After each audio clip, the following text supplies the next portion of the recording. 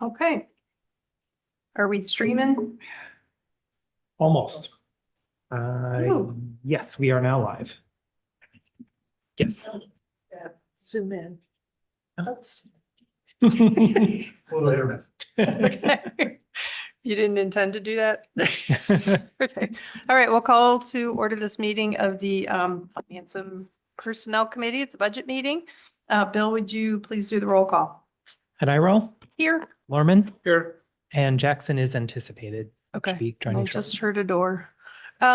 Okay, well, we're gonna get underway because we have a lot of ground to cover. So our annual budget is our instrument for implementing the policies and the plans that we as a city have established. Things like our strategic plan, our comprehensive plan, complete streets policy, renewable energy goals, all of that. And as always, we face a lot of resource constraints. And I just want the staff, all the directors and anyone else who's listening to know that we really appreciate you taking the time to prepare these very detailed budget requests. And I also want to thank the leaders and members of our many committees, commissions, and boards who also take time to consider all the draft budget requests that you bring to them. And as we finalize the budget over the next 2 months, please rest assured that we understand the importance of all the needs that you have included in your requests. So if the mayor or the administration or the council winds up determining that any of your department's needs need to be cut in 2025, please know that we don't do that lightly. Chances are the project, or if it's a position, those things might be able to get included in a future budget, just not next year's. Okay, so tonight, each department will have either 10 or 15 minutes, and that's specific to each department, to share information about their key operations and capital project requests for 2025. I'd like to reserve at least 5 minutes out of each of those for questions. We're not going to be deliberating changes to the budget tonight, but clarifying questions will help us be better prepared for our future deliberations. And heads up, I do plan to call a 5-minute break at 7 p.m. because 3 hours is kind of a long time to meet without a break. Is everyone okay with the vacuum cleaning going on outside this room? Because I know we can't really close. Oh, there, it stopped. Okay, great. All right, so Bill, I think you're going to start with an overview of the request, so I'll turn it over to you. Yeah, thank you. I just have a brief overview with a few slides presented, and I'll provide these after the meeting for reference. Just kind of put in context where the budgets are. As you indicated, tonight is focused on the requested budget coming from the departments. So at this point, we have not included any of the discussions for adjustment to the budget, and we'll be planning on presenting the proposed executive budget at the October 1st Finance Committee meeting with the next step in the process. As the budgets are requested, this includes our current revenue estimates, as well as the requests from departments. And dropping to the bottom line here, the gap that we have between the anticipated revenues and the requested expenditures for the city's general fund is about 1.3 million. Looking at our revenues, I made an adjustment for some surplus that was applied for one-time expenses from the 2024 budget. So if we just take that out, revenues are growing in total for the general fund by about 1.5%. Expenditures as requested, including the personnel and operating initiatives, are requested to increase by 6.2%. And that's creating the gap that we're seeing between revenues and expenditures. Looking at some of the major general fund revenues, I'm not going to touch on each line, but did want to highlight property taxes and exempt personal property aid. Our allowable levy increase for net new construction is a 1.6% increase. However, because of the exemption of personal property taxes by the state legislature, our general fund levy of the property tax would actually be going down. And that's because we will receive additional state aid in lieu of exempt personal property taxes. And that additional aid that we received is a subtraction from our levy limit calculation. In the last 5 minutes. Excuse me, if you're on Zoom, please mute if possible. So in total, we'd be looking at about a 1.6% increase, but that's why those lines are shown that way. That the amount of property taxes actually goes down, but we receive this increase in personal property aid going forward. A couple other revenues I wanted to highlight. The budget anticipates continuing to phase out the TIF cost recovery. So that is a reduction of $125,000. And we do anticipate being able to increase investment income by $200,000 for a total of $700,000 in the general fund. If you recall, we were over $1 million last year. I anticipate that we will have a surplus again this year. We want to be somewhat cautious in how much we anticipate this increasing, given that interest rates are starting to come down and that's projected to continue. But we feel that based on the current projections, we're seeing that this may be a reasonable number for 2025.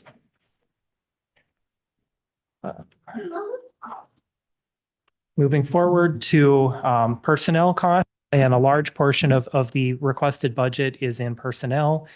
I believe departments took the approach of trying to identify positions that they felt they need within their department, recognizing that there are limited revenues to fund all of these, but that it's important to lay out the need for the council and the community.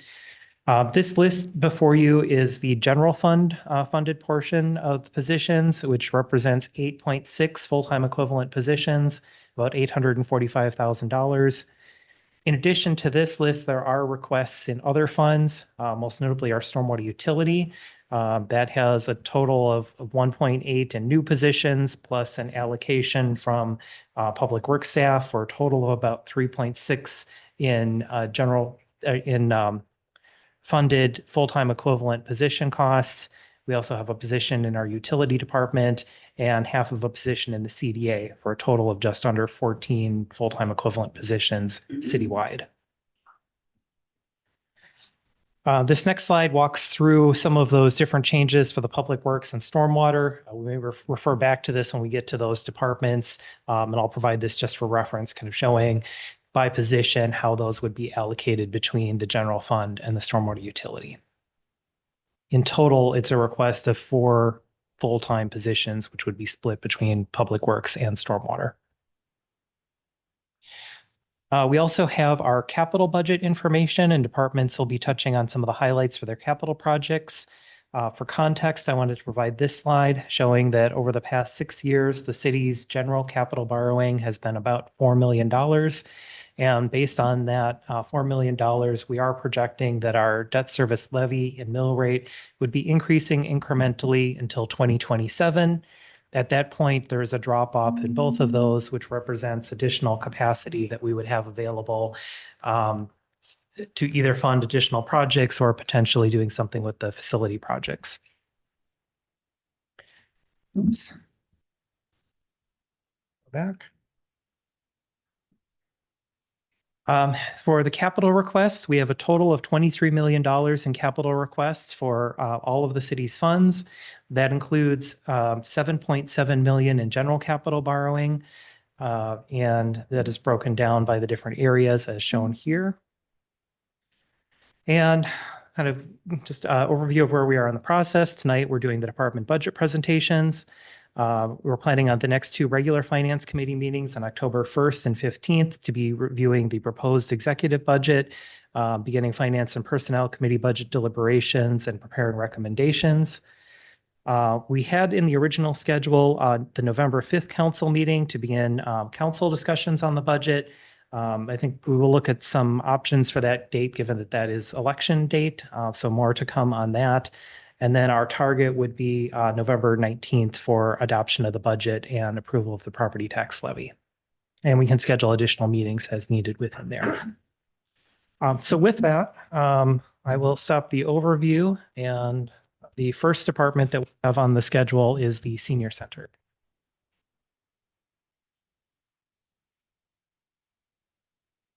Hey, Tammy. Welcome. I hope all our microphones have fresh batteries. And I'll bring up your initiatives here. Is there a way to spotlight Tammy? No, please don't.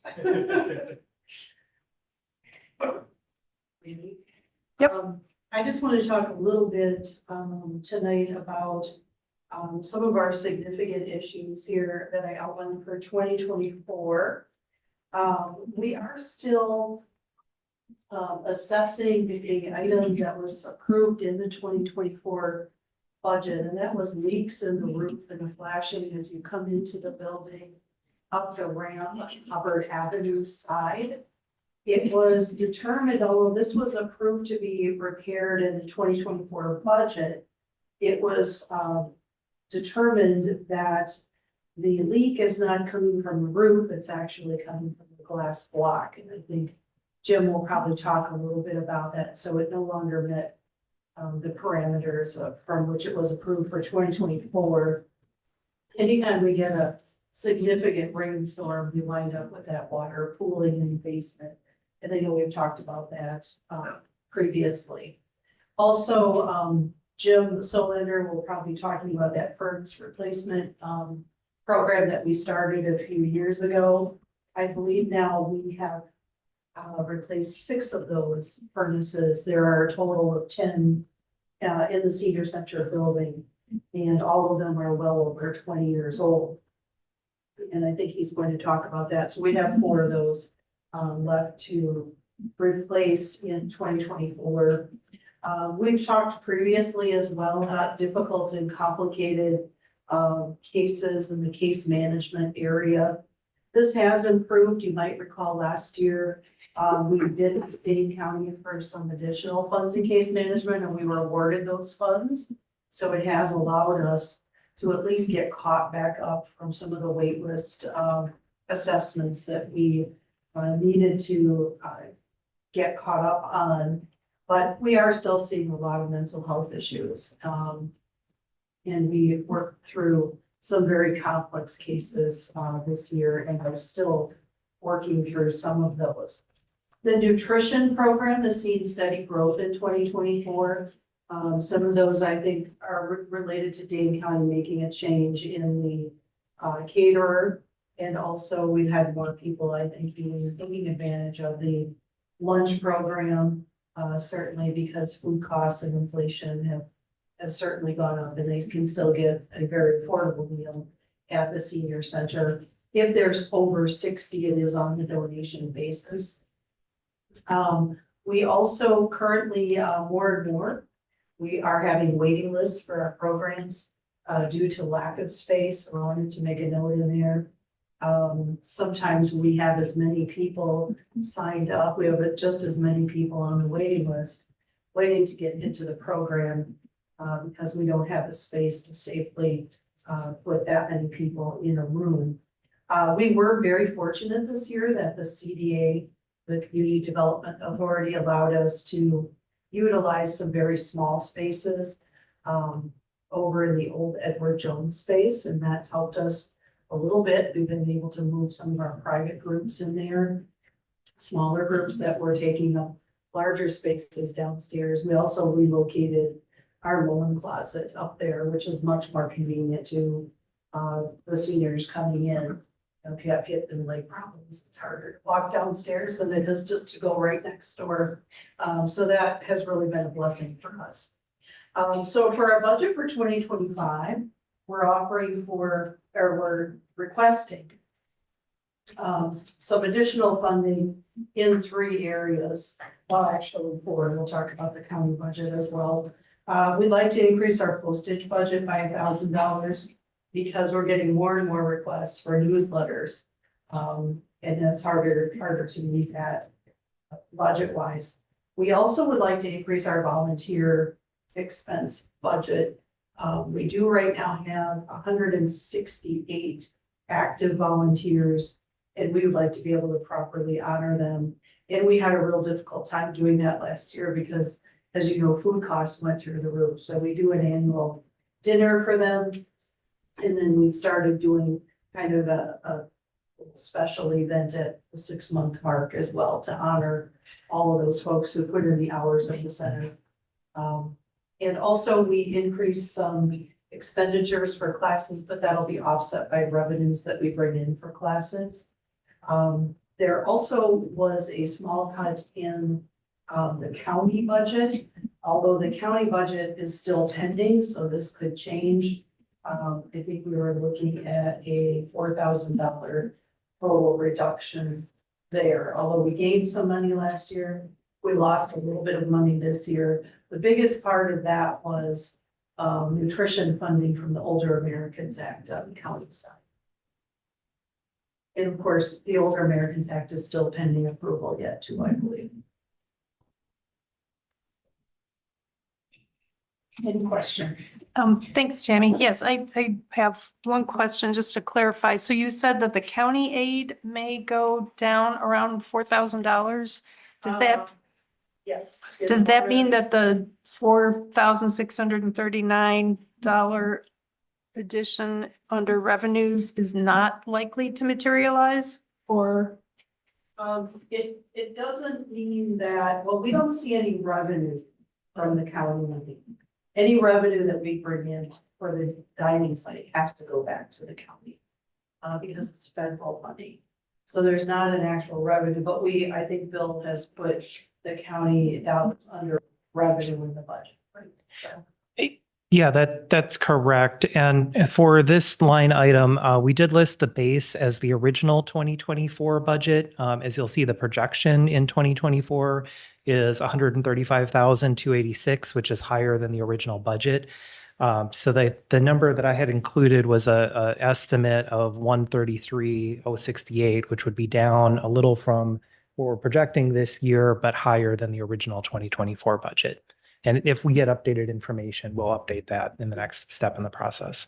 There could be some updated information coming on a cost of living adjustment that the point of service agencies have asked for 8%.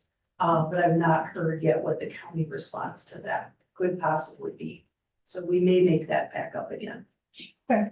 And then also you mentioned the waiting list, not for classes, but for case management evaluations. Yes, Do you still have a waiting list? we do not. Okay. We were able to eliminate that waiting list for reevaluations for the dietary services. Okay, great, thank you. Everyone, do you have any questions? Nope. Okay, all right, thank you, Tammy. Thank you.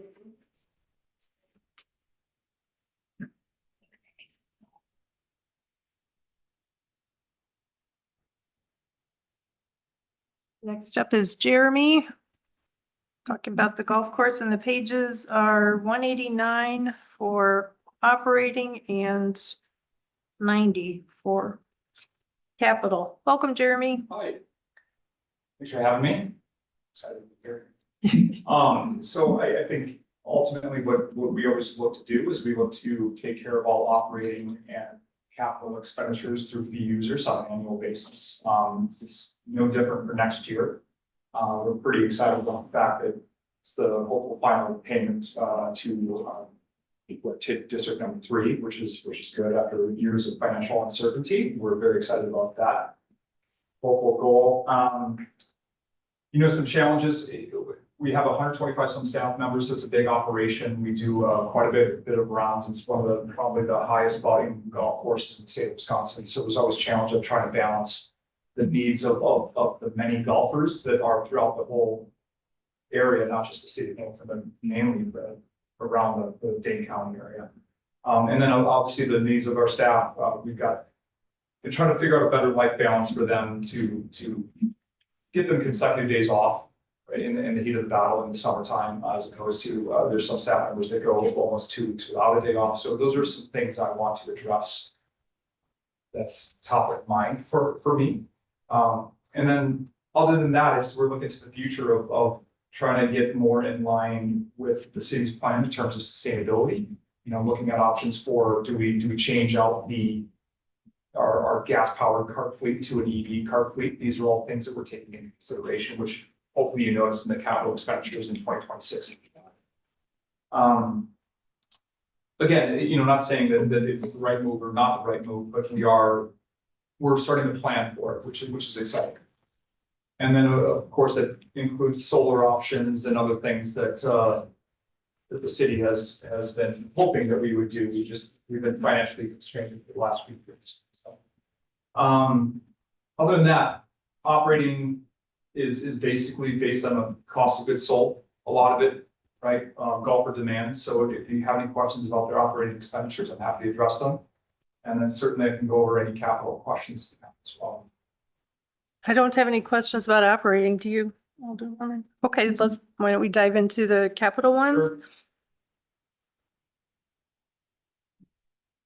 Do you want to highlight some of the ones the way Tammy Derrickson did, or do you want me to just ask questions? No, so the biggest one is going to be the practice range. We've got, there's some safety concerns with the golf balls leaving the area in which, so think practice balls land in a particular area, and there's just, with technology and people frankly swinging faster, the golf ball faster, the ball's traveling further and further. And so a lot of the golf balls are going into, we'll say hole number 1 of the lake course and hole number 3 of the lake course. And then we're losing a lot of them in the woods. There's a little bit of a ravine that's adjacent to the practice range itself. And so after years and years of battling this, we're finally hoping to put essentially like a black chain link fence in those areas to improve the safety and then contain some of the golf balls onto the practice range. Now, all this being said, the Pleasant View is named Pleasant View for a reason, so we don't want to diminish that view. So we're trying to be really, really careful in terms of what we put up there. We don't want those big nets that you see in some practice ranges. We want to make this as minimalistic as possible. We need to replace the mats because the life cycle is up, and then our picker cart, we do need to replace that picker cart due to the fact that that life cycle is also up. And we've had struggles over the last year and a half, 2 years in terms of it being reliable or not. The other replacement of patio furniture. That's just the patio furniture is about 10 years old and it is time. It's taken beating. It is very worn out and it is due for replacement. Sprayer is again similar. Our current sprayer is due for replacement. It is still in working order, but we're similar to the practice, or excuse me, the practice range picker cart. We want to supplement our current sprayer with a new sprayer so that when our current sprayer does go down, we don't lose the ability to take care of the golf course in terms of fertility management program. Rough mowers, just again, current life cycle of our rough mowers, it's an over 15-year-old mower, I want to say, 10, 15, I can't remember off the top of my head. And our mechanic is suggesting that we replace that. The other stuff is very minimal items, which I can certainly address any questions you have. Okay, thank you. I'll turn to you first if you have any questions. No, I don't really have questions about any of the costs. I mean, I do appreciate that the golf course is able to fund its own activities. So it makes our job a little easier because the thing I was saying about cutting your needs, obviously that's not going to happen with golf course needs because you have the funding to pay for it, and that's much appreciated. Well, and on that, if we did cut, then the revenues would therefore. Right. So it's, Yep. Yeah, so as long as you're balancing those out, that's A-okay. I do have a question. I think it is the right thing to be moving in the direction of, more renewable energy and clean energy. And so I'm wondering if any of the items that you're planning to replace this year, well, I see the electric utility cart, that's a new cart? It would be. It's not a replacement. We're hoping to buy a used cart, to be honest. We like to buy used things just because it makes more financial sense from our pocketbook, right? Great. So, but I'm not saying it will be new or used, but we always look for a good value. But it would be an electric cart. We did purchase an electric cart a couple of years ago, a utility cart, and staff seemed to like it a lot because it no noise for the golfers when they're zipping around the golf course. So this would be for our maintenance department. But yeah, that's something we're very interested in. The other items such as the rough mower, I mean, we will absolutely look at all options. We'll take all options into consideration and present to the golf committee accordingly in next year when we're ready to make the purchase. Okay, great. And I would highly encourage you to work with Kelly Hilliard on that, and she can help with a life cycle cost assessment to figure out, what's the purchase price may be higher for the electric, but over its operating life, it might be a better deal. And like you said, the lower noise, fewer, if maybe no emissions, those would all contribute to the quality of the course. The one final question I had is about the sprayer. I noticed that one is right now, the current one is a self-propelled one. Is that one and I know it will need to be replaced eventually, but is the self-propelled option a good one for the golf course? Because it seems like the next one, the one on the list for next year is going to be towed. Yeah, that's a great question. So there's a couple reasons behind that. Yeah, we want to purchase a tractor that would pull it because there's a cab then that keeps our staff protected from some of the items that we put on the golf course for our fertility program. And then also then we can use that tractor for other projects as opposed to just having one specific use. So the self-propelled sprayer, that's it, right? If we purchase a pull behind, which again, we'll look at all options, whether there's EV options or not EV options and present to the committee accordingly. We just feel that there's a better value in getting a pull behind or a pull sprayer by adding a tractor with a cab to protect our staff. And then again, we can use that tractor for other topics or other things that we need to do on the golf course. Okay. All right, great. Anything? Nope. I think the biggest one on that truly is staff. They want to feel a little bit more enclosed when they're putting some things on the golf course. Right. The Well, fertilizer and the wetting agents. yep. And that's why I was asking, because it seems like the self-propelled doesn't need, is that a staff person is actually operating that one? That is correct. Yeah, Okay. staff purpose. Yeah, so I apologize. It's not an autonomous one. Okay, that's what, Yeah, it is a vehicle that they are out in the elements. How they do wear Yep. appropriate gear, but we just feel like the staff has asked, and so this is what we're looking to hopefully get. good. Thank you for clarifying that. I was picturing like a golf course Yeah, sized yeah. Roomba or something. It's coming. It's coming. Yeah. Okay. All right. Well, thank you very much, Jeremy. Yeah, you bet. Appreciate it. Next up, we have the fire district. It's 5:15. And this is page 89 of the operating, page 35 of the capital. Greetings. Greetings. How are you this evening? Good. How are you? Doing well. Thank you. Okay. Whenever you're ready, chief. Do you have the numbers? Yep, I'll bring it up. Okay.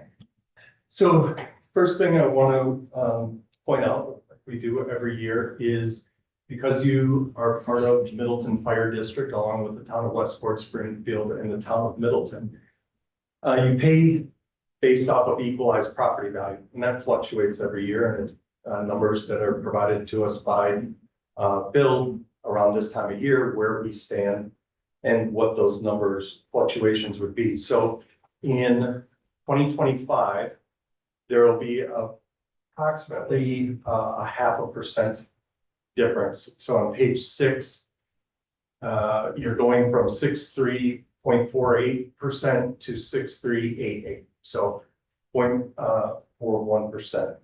So that without any changes, you're paying that much more for the overall fire district budget. What we are presenting, or what I am presenting, I'll specifically talk about City of Middleton proportionate share. So it can get confusing. We say it's $100, but your share is Mhm. $63 of that. So on the overall, the one net district number, and then I'll try to stay away from that, is on the overall, the Middleton Fire District's budget as proposed here is 2.6% increase over 2024. The total increase amount for the city of Middleton is $57,885.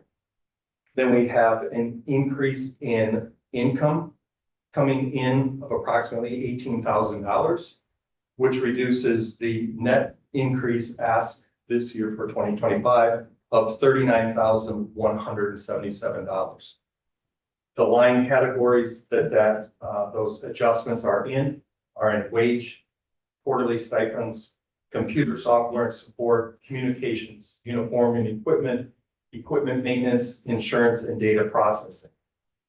We are making one adjustment to one salary position that to a full-time firefighter. The individuals not only are office manager, but also a full-time firefighter. And quarterly stipend from our volunteers that we have come in. There is a stipend amount that's an increase of a large sum of what the overall increase is because of the number of firefighters that we have coming in and the increased amount of calls and responses and staffing time for those individuals. So on the overall, we're asking for an increase of $39,177. And we can go into specifics of that. In addition, for the capital replacement fund, we've been setting aside for some time now your proportionate share of approximately $300,000. So, Bill, can you remind me what currently the city sets aside? Yeah, it's approximately, I want to say 206,000, and that's been increasing by about 3% each year. So in that document, it's showing that right now we are looking at having enough funds on hand for the equipment replacement of our fleet of equipment through the year 2032. We are continuously, this is a working document as it says on top, because we are every year working to try to extend that and extend the life use of our apparatus. If not, several pieces of apparatus have actually been removed from this, and we no longer used to have 3 engines, we now have 2. Used to have 4 tenders, we now have 2. Used to have a brush truck, don't have them because of the way we operate. So we're continuously looking at that. This year, we have 1 ATV. It's a rescue ATV that is scheduled to be replaced, but those funds would be pulled from the fund balance of our replacement fund.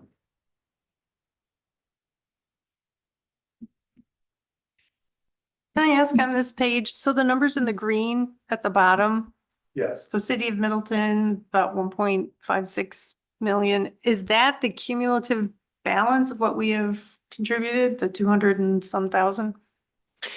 Yeah, that's correct. I think we may actually have a little bit more set aside than what this spreadsheet would call for, because a few years ago we started increasing the portion that we're setting aside in anticipation of knowing that there are some higher cost items and out years on here. So I believe, and correct me if I'm wrong, but I believe that allocation on here where you're showing the share for each jurisdiction is based on an equalized value split. And for the City of Middleton portion, we're setting that aside, and that's part of our assigned fund balance in the general fund. So we're holding those funds, and then when the fire district makes a purchase, we pay our share to the fire district. But yeah, I think that's what that represents, would be the amount that each jurisdiction should have allocated to pay towards this plan. And for us, we have that as an assigned fund balance. I think some of the towns are doing it on as a pay-as-you-go basis, but that represents what each jurisdiction share is. Okay. it's not a specific number. It's not like a balanced number. It's kind of a goal to where each municipality should be for this document. Okay. Great.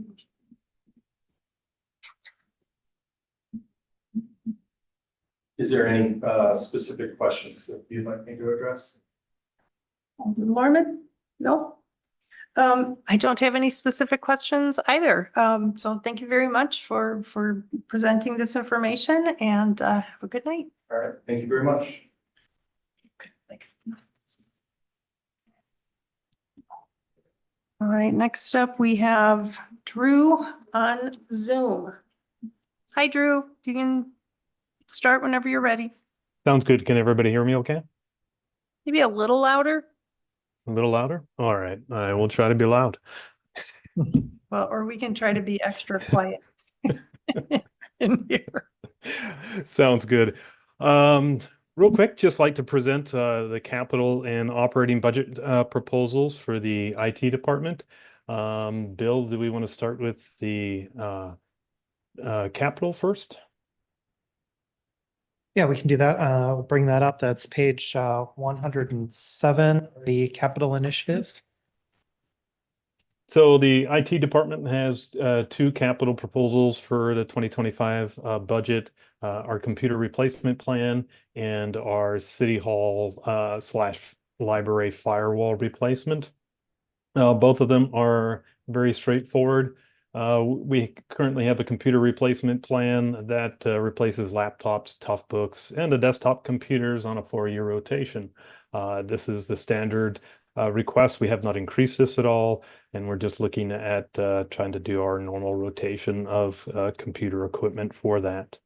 The second one for the City Hall Library firewall replacement. The firewall that is currently our primary firewall for the city has reached its end of life as determined by the manufacturer, and it needs to be replaced. So we're putting this request in to go ahead and replace it, as well as having a redundant firewall in place. So in case the primary one fails, we have one that we can fail over to. It's a best practice that had not been done in the past, and now that this one's at its end of life, we'd like to make sure that we're following those standards. And if anybody has any questions on the capital requests, I'd be more than happy to answer them. Alder Lorman. It's all standard stuff as far as I'm concerned. All right. Then moving on to the operating. The more money, we do it at 3 years, and some years we don't have enough money, we do it at 5 years. Exactly. Yeah. So, for our operating budget, we've been seeing a pretty standard increase across the board with our vendor software and licensing. Primarily contributors to that are Microsoft and our Cisco solutions, which are the manufacturers who provide all of our switch networking software and licensing. They've been having a large impact on my budget recently, as they have increased their costs across the board. For MPIS, for item number 2, MPIS is just passing on our portion of the MPSIS budget for the law enforcement side. That's a 4.9% increase, and that's determined based upon the population of each of the municipalities that contribute to it, much like the fire district does, passing on their fees for support. Outside services fee increase. The 2 biggest contributors to that request is MuniCode, which we just implemented this year, which I believe a lot of the council members were a strong proponent of. Along with it, obviously, comes support costs that are reflected in the increase of our outside services. And we're also putting in a proposal for a open record solution. Currently, right now, the city itself does not have an all-encompassing open record solution that allows us to capture SMS texting and social media posts. So we asked Introdyne to put together a proposal that would allow us to facilitate that in the event of an open records request that is asking us for any SMS texts between our city devices, and also for any social media posts that may come into question. Item number 4 is internet service provider change that we're requesting. The primary factor behind this is the fact that we'd like to have a internet service provider that provides a little bit better support and has a strong service level agreement SLA, and also will prime us for the future of potentially switching to a larger internet pipe. Right now, we currently have service for our primary internet at 1 gig, and we'd like to basically stage us to be able to move up to a 10 gig service, being as everything is moving to cloud computing and cloud storage. It would just really benefit us to have a much larger pipe as our larger setup. The last item, number 5, actually, I guess I apologize. So item number 5 was in regards to social media and SMS archiving. The revenue there that's reflected in that is $3,100. And that is currently what the police department is paying for their social media archiving. And then the increase within IT would be $11,900. Sorry about that. I combined the 2 there in my discussion. all in all, most of the requests reflect just increases that we're experiencing through our vendors themselves. And I would be more than happy to answer any questions if you have them. Great. Do you have any questions? Alderman? What is the city's venues right now for social media? So how many different sources would we be trying to archive? I don't have an exact count of all the different social media outlets that we post out to. Obviously, our primary one would be utilizing Facebook and X. The proposal allows us up to 30 different social media accounts to go ahead and capture. So that's what the solution would do. And like I said, I would have to check with each individual department and everything to see what their flavor is, but predominantly it's Facebook. So Do we have city staff using city devices or actual text messaging that we would have to archive? yes, most definitely. We have, I mean, within the police department, I know they have they use texting quite a bit amongst themselves. I can't speak for the other individual departments as far as some of the smaller administrative staff, but I know within like water utility and streets, they use texting quite a bit and everything to communicate with each other. And those are city provided devices, not personal. That is correct. Yeah. Yeah. This this solution proposal would just encompass only city devices. Obviously, if an individual took it upon themselves to go ahead and use their personal device, it would be incumbent upon them to maintain those texts to provide in the case of an open records request. And so the city paying any fees to use a commercial or any other side of, say, X or Facebook? No, we do not. Thanks. Drew, I have a couple of questions. First a comment, Municode. I love it. Yay. Thank you so much for that. It is a dream come true. So really appreciate it.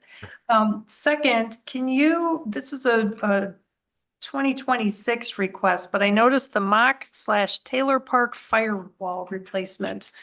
And I don't know what that is referring to. So I wondered if you could, it's like, why does Taylor Park have a firewall?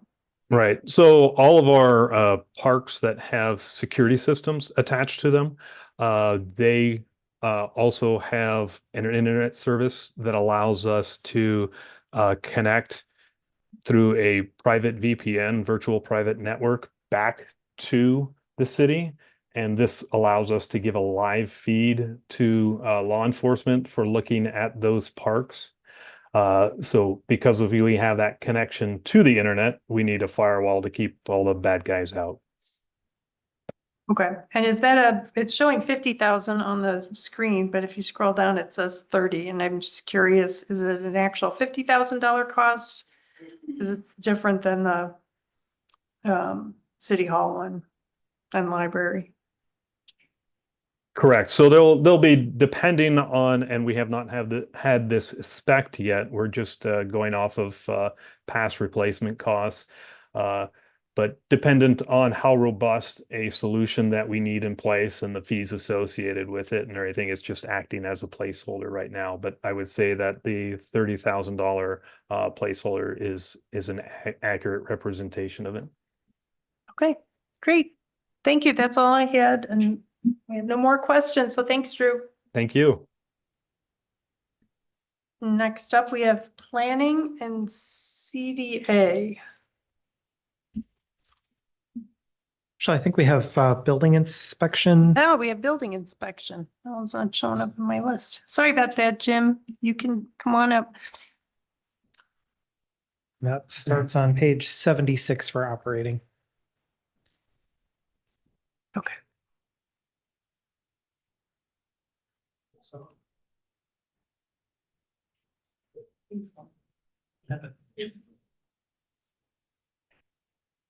I'll go to your initiative sheet.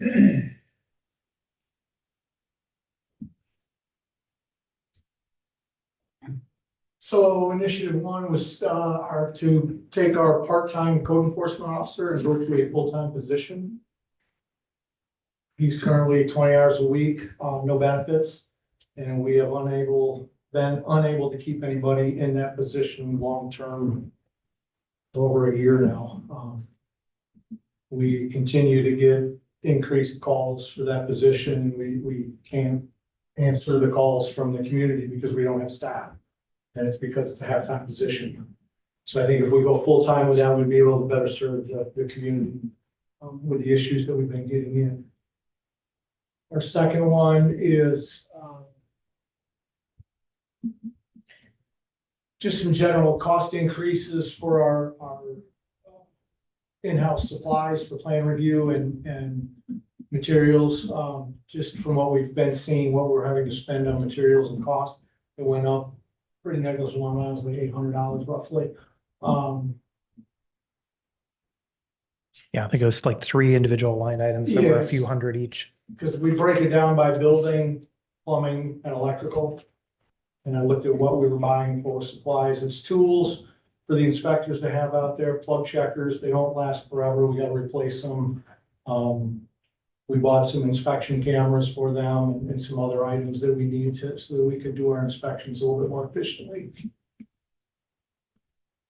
Yeah, and then And then the third one was the decrease in our revenue for our fire plan review. When we started fire plan review 2 years ago, we really didn't know what it was gonna turn out to be. So we kind of looked at it on the baseline of our heating plan review, which is not a lot. It's not a major part of our reviews. And we seen that it came in a little bit less the last 2 years. Now that can drastically change. I just had a $14,000 review last week for a fire alarm system. So depending on what our buildings come in at, I have no way to judge that, and it's a hard guess. I looked at historically, since we've started fire plan review, the numbers have been down, so I decreased it just so we could get a halfway relevant idea of what it's going to bring in. But then we get these oddball, very large buildings that all of a sudden have a huge plan review. I didn't expect that one to come in this year, and it just came in last week, so. And when those come in, Jim, is there like a time frame that we're obligated to respond by? Yes, by state statute, I have 10 days to respond. We very seldom meet that 10 days just because of staff time and complicity of the buildings. It all varies. We just did a 7-story building in 5 days. I've got a 16-story building that we've been on for 2 months. Not due to us, due to questions that we've been asking that the developers and architects have not answered. That's why that one is delayed so much. Most of the time, we're pretty quick on our reviews. As long as we have all the pertinent information that we need. But because of that statutory limit, if you get a request, you have to kind of drop other things and Yes. start working on it. Okay. Yeah, and we have several LTE plan reviewers because of that. We do about 1/3 of it in-house and 2/3 of it we outsource to LTEs. Okay. Did you want to walk us through some of the capital requests? Yes, so this year we did a facility assessment on City Hall.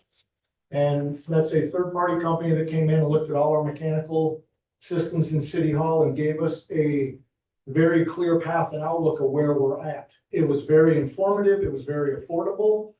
And I would like to do it to all the city buildings so that we have an idea of where our other buildings are at.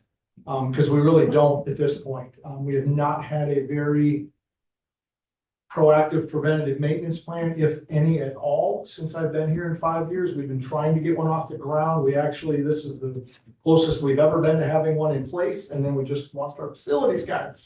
So it's kind of waylaid right now because of that due to staff. But I would like to take with number one up there, I'd like to do the rest of the buildings. We did talk to that company. It's about $35,000 to do all 7 of the remaining buildings, to do a deep dive. on the entire mechanical system of the buildings to figure out where we're at and where we need to look towards a long-term outlook on repairs.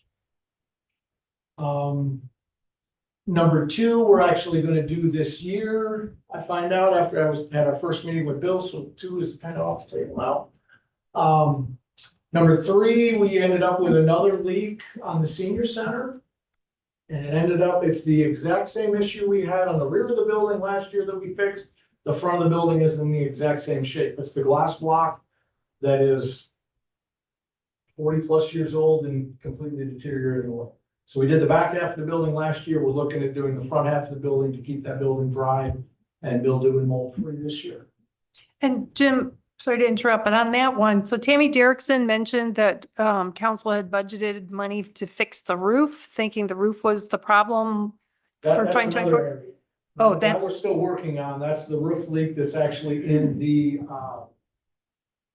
Parks uses it. It's a multi-purpose room in the middle of the building. Okay. Actually, I have a roofing company coming tomorrow to crawl up on the roof and see if we can figure Oh, out okay. where that's at. That's in this year's budget already on Okay. tap to get fixed. It's a different area of the roof. This is more the glass block on the wall. Yep. Okay. Thanks. Continue, please. The booster pump of the mock has been failing for several years. We brought the manufacturer of the pump up this summer to try and reprogram it and get it functional, and it's beyond salvaging. It needs to be replaced. That's number 4 on there. That's our bulk water booster pump for filling all of the street trucks and street sweepers and all the bulk water fill that we do with the mock. The senior center heat pump. So we have been on the furnace replacement for the senior center. I have priced it out as a air source heat pump. I priced it out both ways. Gas furnace is $15,000 to replace like it has been forever. The air source heat pump is gonna end up being $120,000. $20,000 is the heat pump unit itself. $100,000 is to rewire the building from the street in. And it's all underground. And we have to rewire the entire building to accommodate for the electric air source heat pumps. Why does the entire building need to be rewired? Because it does not have a large enough service to service 10 air source heat pumps. We've got to go from a 600 amp to a 1,000 amp service, minimum 1,000 amp. Might have to go larger. We talked with MG&E. We think there's enough room in the gutter. We cannot open the gutter without terminating the entire power to the building, so we don't want to do that right now. They were trying to remember what's in the gutters from when they were done years and years and years ago. And they're like, Jim, we think there's room in one of the gutters. If not, there could be a minor increase on that, but not 10%. Talking with the 2 electrical companies now. How old is the building? Roughly 70s, 70s. early Okay. 70s. Part of that, short of bringing the main power in, we then have to come from the new main 1,200 amp panels out throughout the rest of the building to get to the 10 furnaces. So now we're up in all the areas. We talked about just doing one at a time. It's probably going to cost more if we do it that way over the long run, because then we're tearing into the building multiple times instead of just going in one shot, rewiring everything, getting it run to the furnace locations and terminating it there. So that when we do convert them all, eventually it's already there. We just got to do the hookups. On that, and I appreciate you looking into the heat pumps for that cost, though it seems like maybe even geothermal would be would be manageable. But what about the option of not budgeting for the replacements and instead, because I confess, every time we invest in the senior center, city hall, and the library, I can't help but think about the community campus plan, and are we like it's fine if we're going to keep these buildings and we really need to shore them up, but replacing things like, residential style, but more powerful furnaces with the same thing instead of just like gutting it and, building something new inside, that's really troubling to me. So my question is, what if we didn't budget for a $15,000 replacement of the 2 furnaces?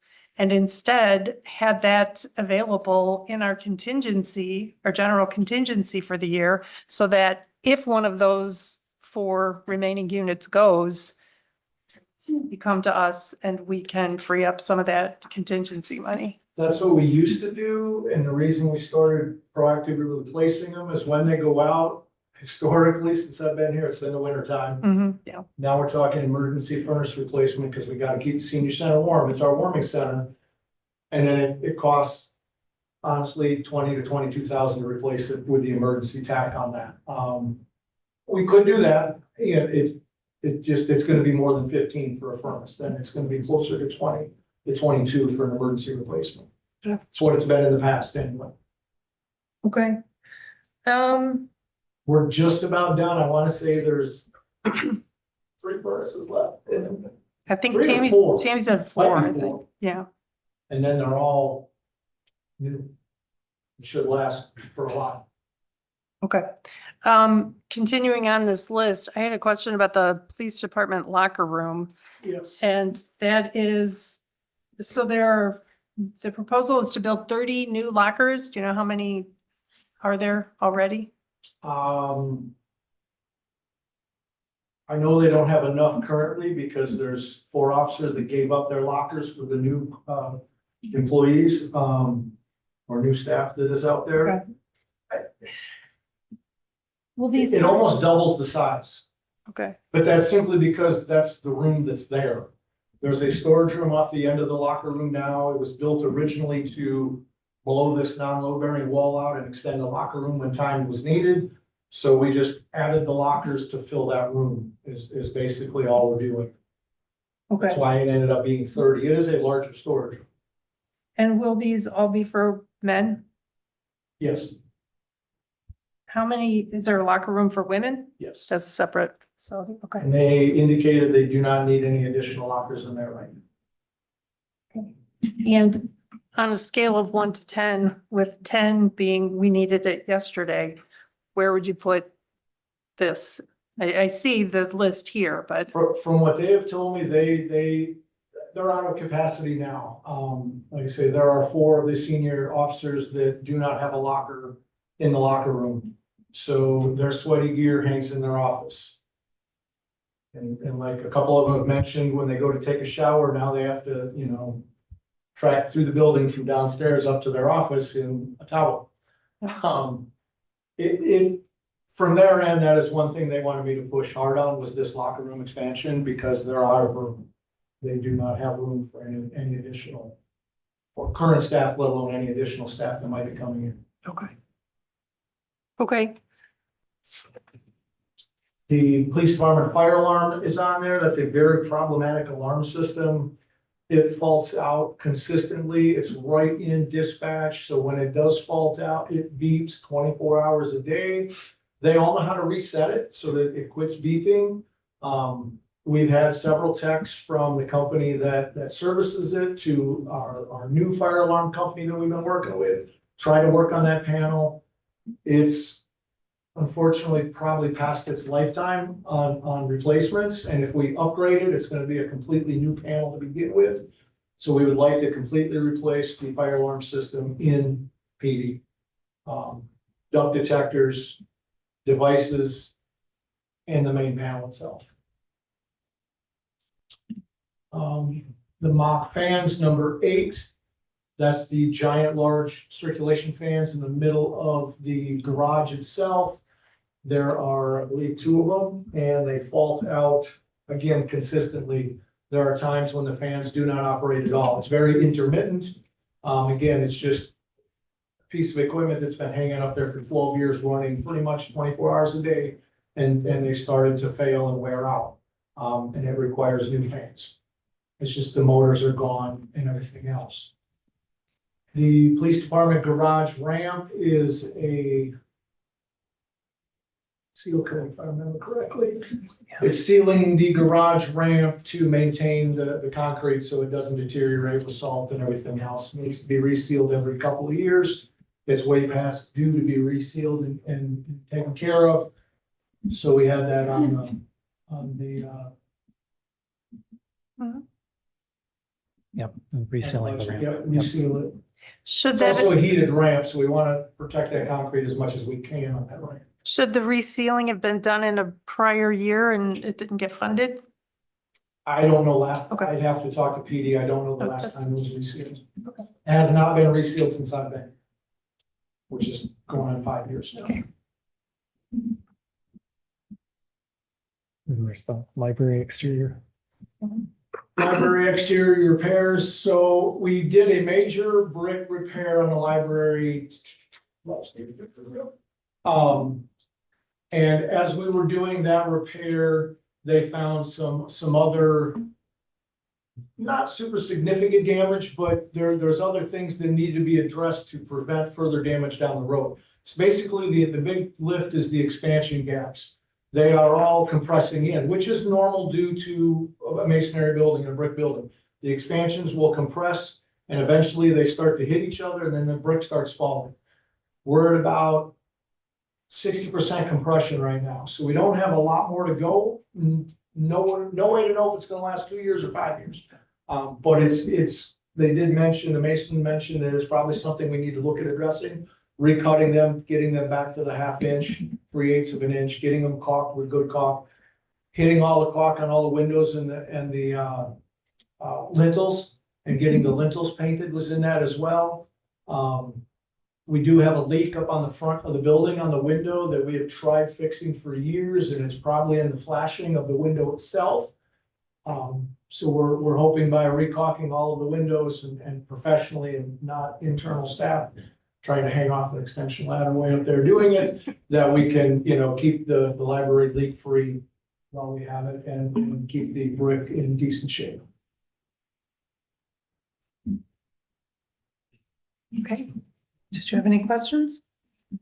I'm confused on the senior center and the heat pumps. I thought heat pumps were going in there because for climate and a whole bunch of other kind of technical reasons, and we were just replacing furnaces. I was asked to price out a heat pump, so I priced out a heat pump. Well, yes, and, The feasibility of it, right, and it's not everybody the, that I've talked to does not recommend it for that building.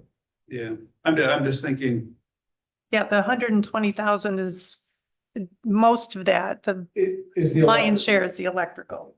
So it makes sense. 15 versus 20 is not a bad difference. I thought it would be a lot more than that. Right. But it's the 36 kilowatt electric heat that's part of that needs to have that electric service upgrade. The other option, there's one other option I did not, we started to price that out.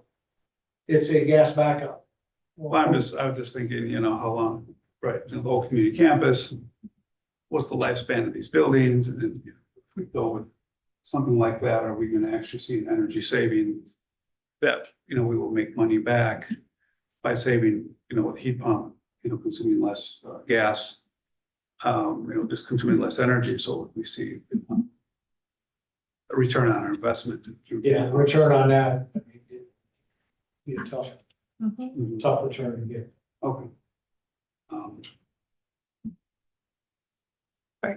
But, and that would be a reason to scale it back to gas. But just to be clear, heat pumps do work in the north.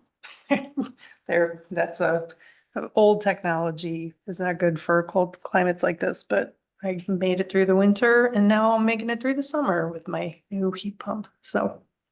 The facilities mechanical assessment, I love that idea. I would have thought that would be crucial information for the community campus committee to have. So as early as you can do that, that would be great. They're working on their own assessment.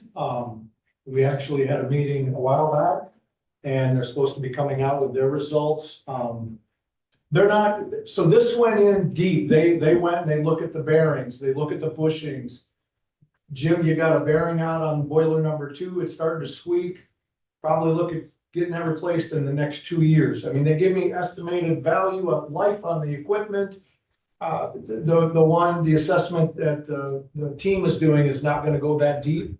They're just gonna look at what we have and, okay, let's make it modern, gas-free and update it.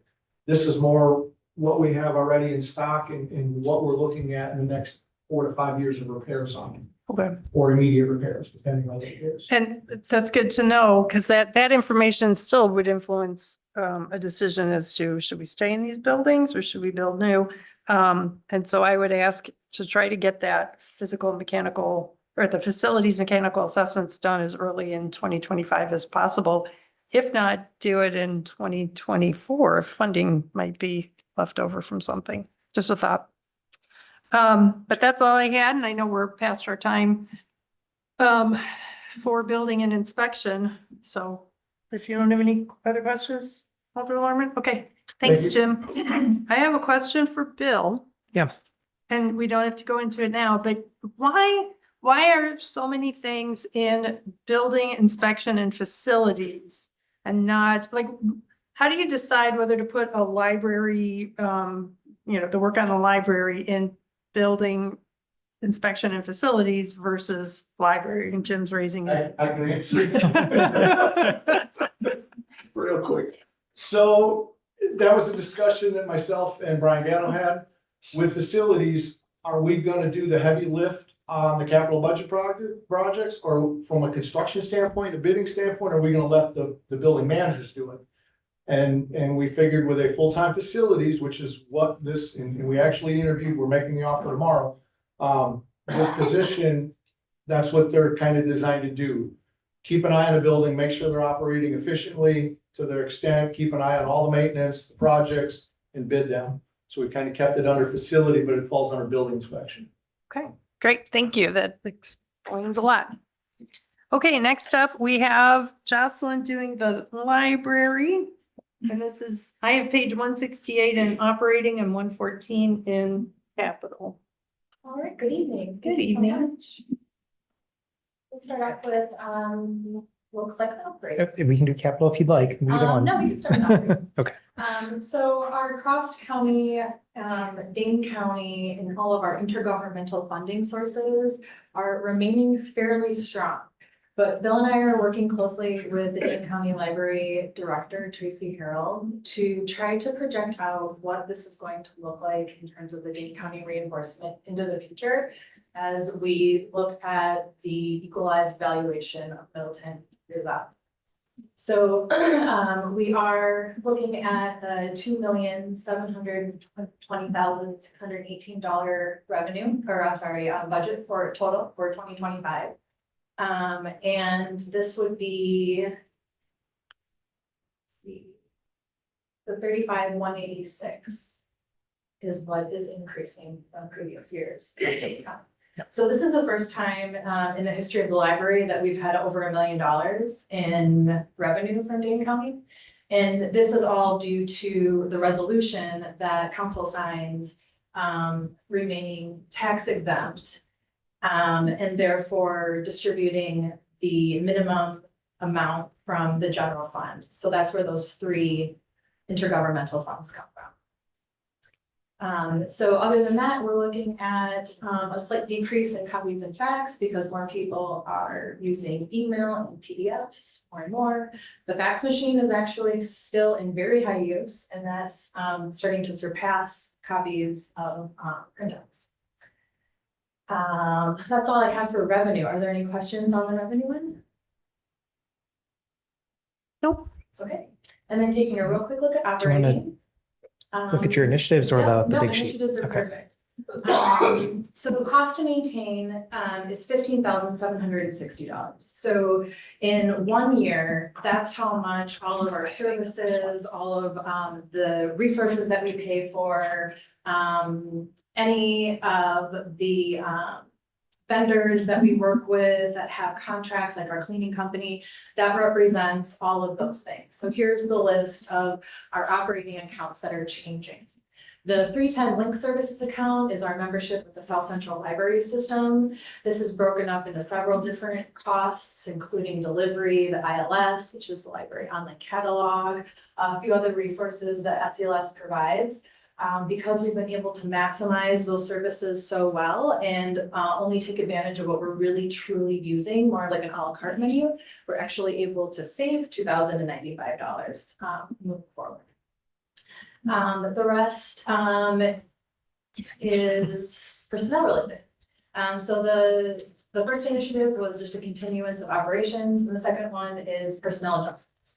So we would love to move the full-time permanent position of the outreach and engagement librarian to an incentive pay of $1,800 in relation to specific duties related to the bookmobile responsibilities. So this includes working with the team out at the mock for maintenance and repairs, liaisoning with access to the city garage out there, being the main point person for all bookmobile requests, being the main driver. And these duties would be incentive related, so they would be related to those specific duties, not necessarily the permanent position. And then the 112 part-time non-permanent pages, this is what it would take to move the pages who are our entry-level position from $13.50 an hour to $15. This represents about 4 FTE total in over 20 employees. Many of them are high school, many of them are age, many of them are retired. The page group is a really fun group of employees that are really multi-generational, and it's the first position that you can enter into the library. It's also one of the one positions that we've been the most successful with employment advancement. And then the last are just benefit related to retirement. Any questions related to the major initiatives or highlights? Alder Lorman, do you have any? I had a couple questions about capital projects. Sure, let's jump into that. Let's jump there. Okay. So we have several main things, and we can actually take number 3 off, Shades for Kids area, because I was able to find a quote almost half that. We can make it work with this year's operating budget. So we have 2 major requests for 2025. One is the AMH sorter. Hopefully you're able to read that narrative to explain a little bit what that is, but that is the big automated materials handling sorter, AMH, that runs all of our returns.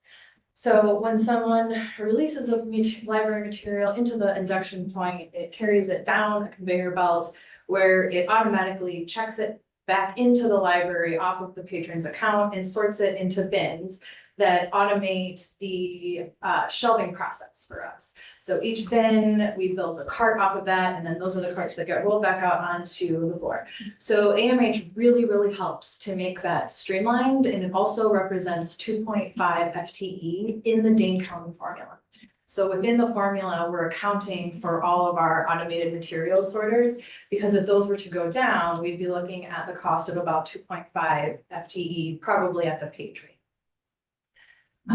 This has reached the end of its life. It is extremely loud. We've had a decibel study done by SIPMIC. It is just 1 or 2 points away from the required OSHA ear protection for 8 hours of work. Even if we look at building a new library or doing something within the next 3 years, it will take much longer than 3 years to make happen. And in the meantime, we will be working with things that are at the end of their life that could really go at any moment, that are causing strain in the employee work environment. So this is the #1 thing that we're looking at now and into the future, with exception to the community campus plan results, of course. The second is the lactation room. This is a mandate federally. We do not have a space right now that meets all of these requirements. If there was any employee that needed to use a private space, I would give my office for that. So far, that hasn't been a problem for me or the employees because we were able to schedule that, and there has only been one person who's been needing those that support at a time, but we don't necessarily have anything for the public. We did look at the lactation pods like you will find in airports, and felt like that was not conducive to our space and wasn't supporting nursing moms in the way that they were asking to be supported. And so we've identified the janitor's closet that is in between the bathrooms on the main floor that were just remodeled as a space that we could probably turn into a locked door room meeting all of these requirements. It would take out the only slop sink on the main floor. So this means that the cleaners would be taking dirty mop buckets up and down the stairs or up and down the elevators rather. And does pose a problem for just general operations and maintenance without having a sink like that on the main floor. What questions can I answer for you? Have any questions, Dr. Lerman? So the lactation room, what was the implementation deadline in the federal law? Do you know? Like, are we out of? No, we're not out of compliance yet. I believe it was 2026 and 27. I need to look that. Yeah, I don't remember the year offhand. I'm talking with Brian Wilcox review of a facility at City Hall. So in lieu of a space being available for at least employees, they could come over to here, not ideal to being within the same building. But I know that it was something that he was working with library on to try to identify a space in the library that would also work prior to that deadline. Okay. Yeah, I thought one of the points in the write-up was that asking them to go off-site is not an option, or it's not what you're supposed to do under the law. So this law, doesn't it apply to every facility that the city has? And and I'm not asking, looking at you, Bill, not Jocelyn, but I mean, is this something that all our buildings need to be changed to bring into compliance? I do not know the details. I apologize. Brian No, Wilhofter has been taking the lead on this one. Okay, no, that's fine. I didn't expect you to know that. And I thank Jocelyn for bringing this to our attention. And then under the law, does the space have to be reserved just for employees to use, or can it be used for the public? No, definitely used for the public and employees. Okay. Okay, also I noted that there was a reference, I think it's page 116 in the capital budget book.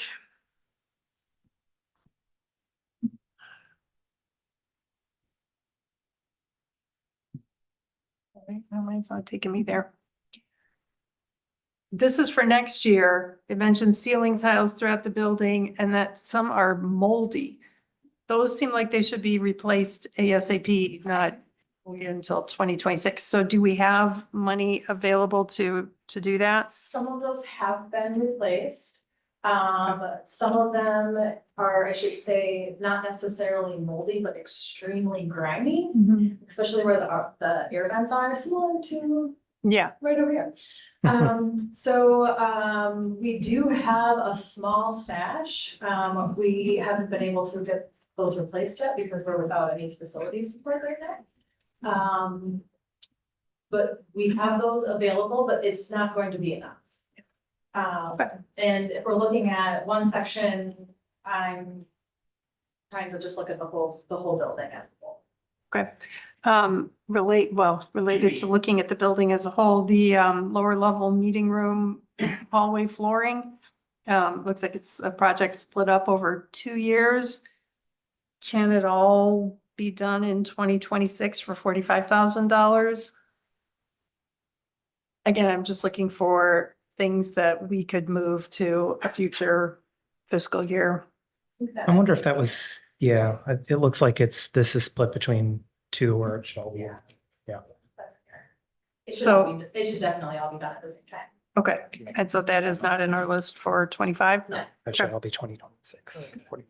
I noted the LED lighting corrections, there's no time frame or cost. Nope, this is basically an attempt to mirror what Jim has put forth as a budget planning process. So I don't have a cost as to what that would be, but I want to keep it on the radar for capital from year to year, just to make sure that we're not letting it go. And we know that it's a bigger project than just piecemeal. I don't have an overall cost for that, but it will be a costly project should we need to do more sections than not. Okay. The same with the HVAC, we'll have more information after the MEP study from the community campus report, and then possibly a deeper dive with the studies that Jim mentioned. Okay, great. And then I saw that you're going to put ceiling microphones in downstairs, and that's terrific. Is there any plan to include either video taping or hybrid capability? Because I know right now, any events in the Archer Room have to be either in person or, well, it's either in person or on Zoom, not in that room. So just, We've talked quite a bit about that.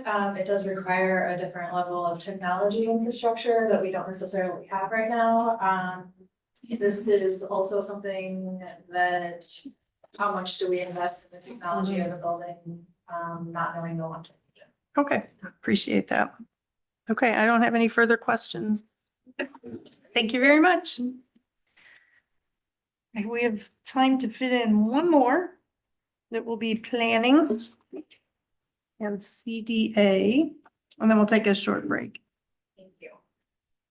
So starting with the planning revenues on page 148, it's very minimal changes, so I'm not gonna go into detail on those. Happy to answer any questions that you might have. Moving to page 149. The biggest change that we're requesting in expenditures is our current staff team is 4.5-time position. And we are asking for the half-time position to be brought to full-time. The half-time position is currently funded by the CDA. So they would cover the additional costs related to providing benefits for the position if it were approved. And then the remaining costs would be in the city's general operating budget. I put together a 3.5-page memo, which I provided to the HR department, and our plan commission reviewed related to the need for the position. But I just wanted to give you some of the highlights here. Our staff team of 4.5 are responsible for all the major plans of the city. So the comprehensive plan, sustainability plan, corridor plans, ped bike transit plan. We administer 8 ordinances and review all new construction projects. We staff 10 committees and assist with the administration of TIP District 3 and TIP District 5. And we program and run all of the events at Stonehorse Green. Of the 6 strategic plan priorities that was set by the council, 4 and 4 of those fall within our department. And those are a couple of the areas where we haven't really made much progress due to our limited staff resources. We also, over the past 3 years, have secured and are currently administering over $5 million in grant funding. And that's just city grants. That doesn't count the grants that our sustainability coordinator is involved with in collaboration with other communities, some of which we also have administration responsibilities tied to those. Some of the benefits that I see of bringing the half-time position to a full-time is it could provide additional support to the rest of our team with limited resources. It could make our half-time position much easier to fill. Right now, we're filling that position with a consultant that is paid hourly because we have been unable to hire and keep somebody in that role without providing benefits. And it would help us to reach some of the duties that we haven't been able to prioritize. We are starting to not apply for grants. So my staff team is like, they're a very engaged group of people who get really excited about opportunities. But we need to make sure that we're able to successfully complete the projects that we already have on our plate. So we are starting to kind of like scale back and say, no, that's one that we really, we just don't have the resources to do that successfully. So those are the primary changes to revenues and expenses. I did just want to really quickly go over our committee budgets because I think those are listed on the agenda under the admin department, which is the last item on the agenda. But we do have two city committees that are staffed by our department that are requesting an increase to their operating budget. The first is the Landmarks Commission, and their annual operating budget has been $350 for as long as I can remember. They're asking for an additional 650. The reason is that they wanna, be able to maintain and replace their signage. We've recently gotten some complaints about some of the signage being, outdated and also, in poor conditions. So right now, their annual budget doesn't even really cover the cost for one replacement, and they're asking for an increase so that they can, maintain that better. And then, the Arts Committee is asking for an additional $3,000 to bring their total operating budget to $8,000. Two primary reasons, for the Arts Committee's increase. The first is that their major annual event, the Art Walk that they, organize in May of each year. They have been receiving a Visit Middleton grant each year, but they are no longer eligible to receive that grant. So for that event, most of it is covered by registration fees from the artists and sponsorships from local businesses. But the Arts Committee budget covers about $3,000 to $4,000 each year. And the grant that they have received was only for 3 years, and they're not eligible to receive that anymore. And also just due to increasing costs, they purchase supplies for both the art walk as well as the pop-up art events that they do around town, and there are increasing costs related to the supplies. So that is all I have for planning on the operating side. If you want to go to the capital budget, starting with page 148. I'm gonna go over these really quickly to stay in my 10-minute limit here. Most of these are an extension of a current city program or something that has already been in the capital budget request. So I'm mostly going to be available to answer questions about these, but I'll just note a few points on these. This first one on my screen is the Efficiency Navigator program. This is the extension of an already successful program where we have a homeowners that are interested in applying for funding. The biggest change with this request is that it was previously funded by ARPA dollars, and now the request is to fund it through the capital budget.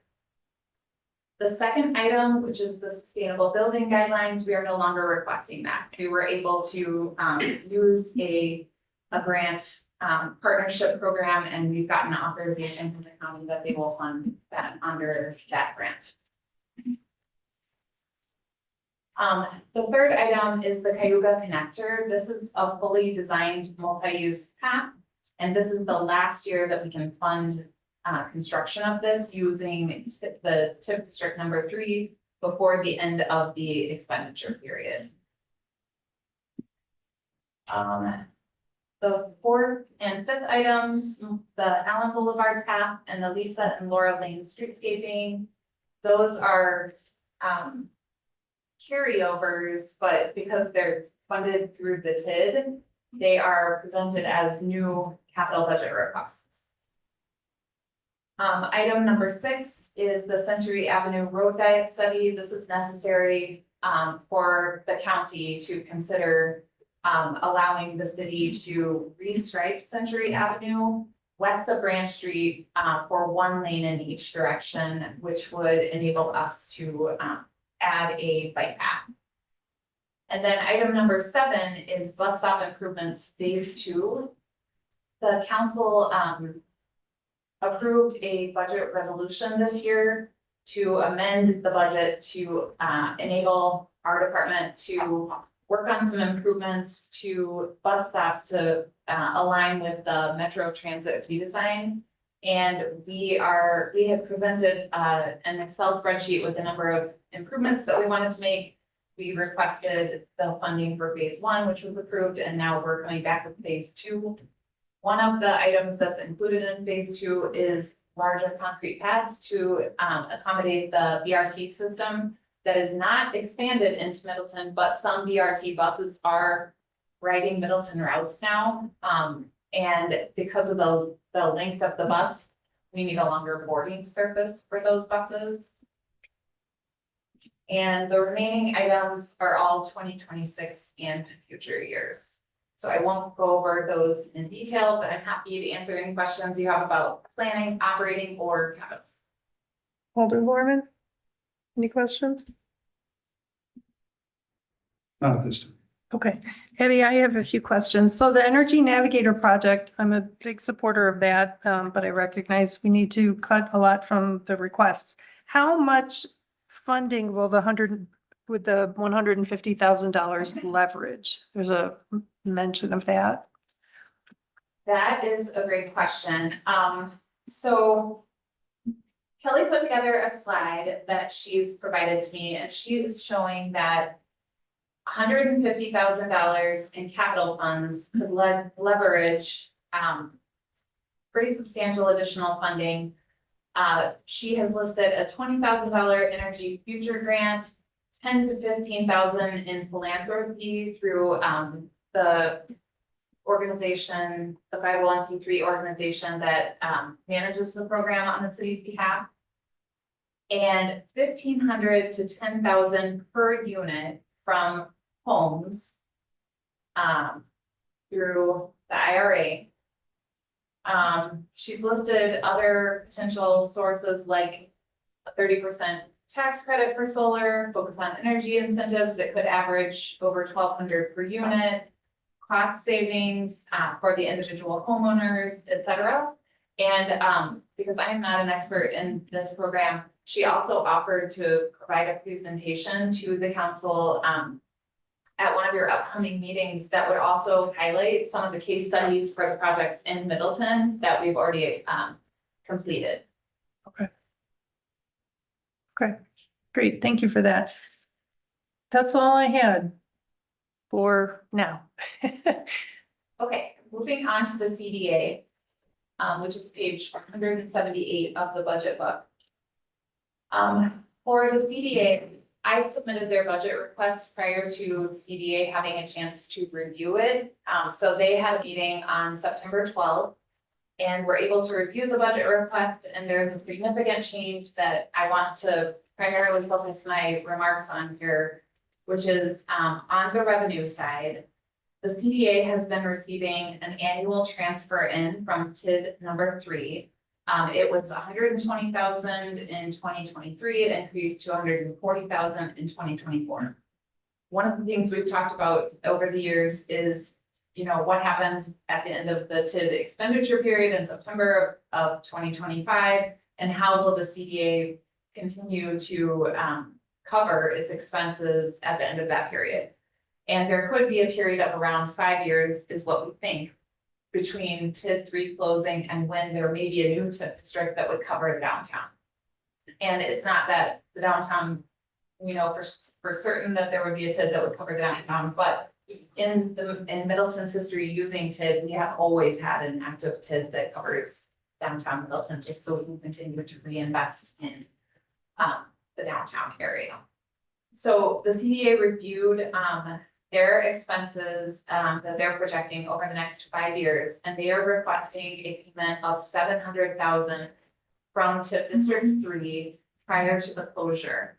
And that is reflecting their expected costs over that 5-year period, but not including their largest expense, which is snow removal. So just to go over briefly what makes snow removal so expensive in the downtown, it's anytime there is a flurry, any sleet, hail, freezing rain or snow that happens outside of the hours of 8 a.m. to 4 p.m. when we have a facility manager position that is filled, that is covered by the CDA. So that's for all city sidewalks in front of municipal buildings, parking lots, and also adjacent to stormwater. And the reason that they are not showing snow removal in those costs is because that has been an effort by the city for many years to try to move the costs of snow removal, which really should not fall under the CDA, to the general operating budget, but due to the constraints of the city's operating budget, it's been kind of inching along. And I think if I'm remembering correctly, this year there's around, it's either 5,000 or 7,500 of that amount is being covered by the operating fund. The 700,000 in cost during that 5-year period would fund the halftime or half of the position, the event position, or the council agrees to increase it, it would cover half of the full-time position. Landscaping maintenance for all of downtown, municipal properties. That includes the planters, hanging baskets, mowing and planting for Stone Horse Green. Downtown owned areas like City Hall, library, medians and parking lots. Banners throughout the city, and we have a contract with a vendor who takes the banners down when they get torn up, replaces them when they blow down, those kinds of things. And then all of the holiday lights and wreaths in the downtown. So when we wrap the poles down here and add the wreaths and also the lighting for the Stone Horse Green. And all costs related to running events at Stone Horse Green and the grants that they provide to other downtown entities like the DMVA and the National Western Museum for their downtown events. So that's what I wanted to go over for CDA, but I'm happy to answer any questions you have. Any questions? So really, the intent of the TID money be used more for development. It sounds like a bunch of maintenance, snow removal, placing banners, fixing banners, staffing people to organize events at Stone Horse Green. It's an awful lot of money. And it just seems like not a very efficient use of money, almost kind of a lavish use of money. And if the city decides not to support the funding through the CDA, it could be moved to the operating budget and the city could choose, do you want to keep having banners on street poles? Do you want to keep, doing the holiday lights downtown? That's. Yeah, I mean, I think the city has to make that decision. I mean, Yeah. it seems to me like the CDA should be true to its name, and that's Community Development Authority, right? Yeah, So, and in the that interest end. of time, I totally agree with you. And I would love to have a community or a committee of the whole meeting at which we discuss the CDA and what it does, because it seems like there could be more community focus, not just downtown focus. And because we have other commercial centers now that, and I think each of our districts probably has one. So I hope we can have that discussion in the future, but yes, I agree. That's a big chunk of TID money going for snow removal and other stuff. Quick question. Could the CDA give the Arts Committee a $3,000 grant for Art Walk? They do give them a $2,500 grant already. Okay, It's part of their, they have an event support line item that's like $7,500 and $2,500 of that goes, I'm sorry, it might be 2,000 goes to the art department. is there a limit? I mean, could they not increase it to make up for the 3,000 that tourism can no longer give because of their policy? They could increase it, but as you can see, their budget Yeah. is. Yep, just thinking. Okay, all right, that's it for now. The next one up is a bathroom break. So with apologies to the two chiefs, we do need to take just a 5-minute break. And we'll be back at 7:12 and EMS will be up. And I keep forgetting to suggest you're next, tourism is next. Okay, yeah, I skipped right over you. So, but you're not. All right, now. Okay, so tourism will be up and now 7:13 is when we'll be back. And to my colleagues on council, they're not listening. Yeah.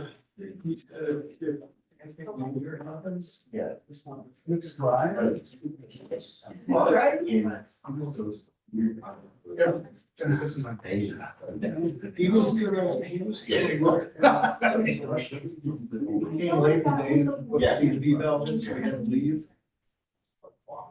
He was gonna come back. He was gonna come back and look at the tank. There's no reason TNT would just. It shouldn't, it wasn't hot, it wasn't.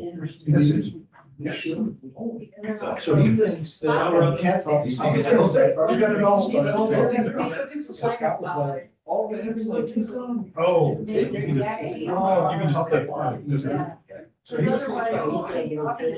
Yes. Water, water's going in, something. That's all. Yeah, I haven't heard about that, so I'll touch base. No, but. I will, it's like for my whole day. What? I was in a board meeting last week, we had to sit there for 5 hours straight.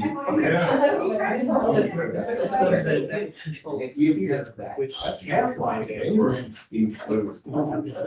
No, not the it's just. So a friend of mine contacted me, Cause you will pick up whatever our man can does. but she was curious, she was. Typically, Jeremy just has a. She has a master's. Yep. Okay. I don't know what. Yes, Yeah. you know. Right. And you guys use that a lot. I mean, it's everything. I'm sorry, I had PTSD over the flood. Right, right, no, Like you Scott was just doing one over that. Okay. Yeah, it was like the most random text ever. Well, at first she's like, what's happening? He was there that morning. I'm like, He's no, she actually, she goes, I looked at the picture, he's got open that green card, I'm like, oh.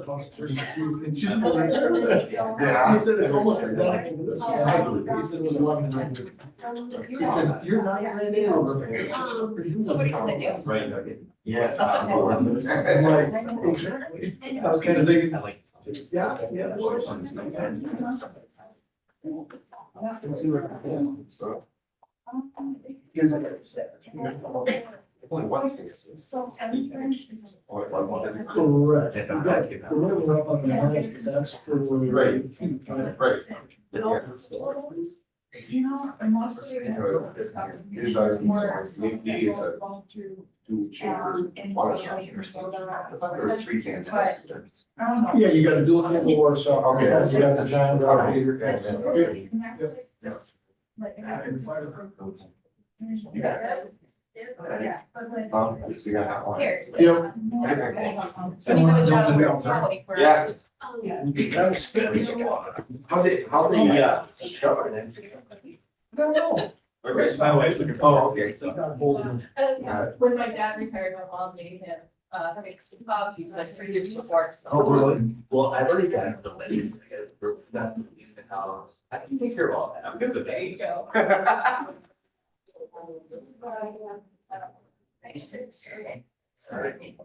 How's it going? Pretty good. So how's things going? Ready to hopefully. What's the due date? Actually, it's scheduled for the Yep, I just. No, we're here. Just told me we have to. Yeah, no, yeah. So we get that. I guess it's only before council. That's gonna be fun. In a whole week, baby. The one we went, I think we were talking to me about. We had to schedule it. And she didn't really want to, didn't want us to have.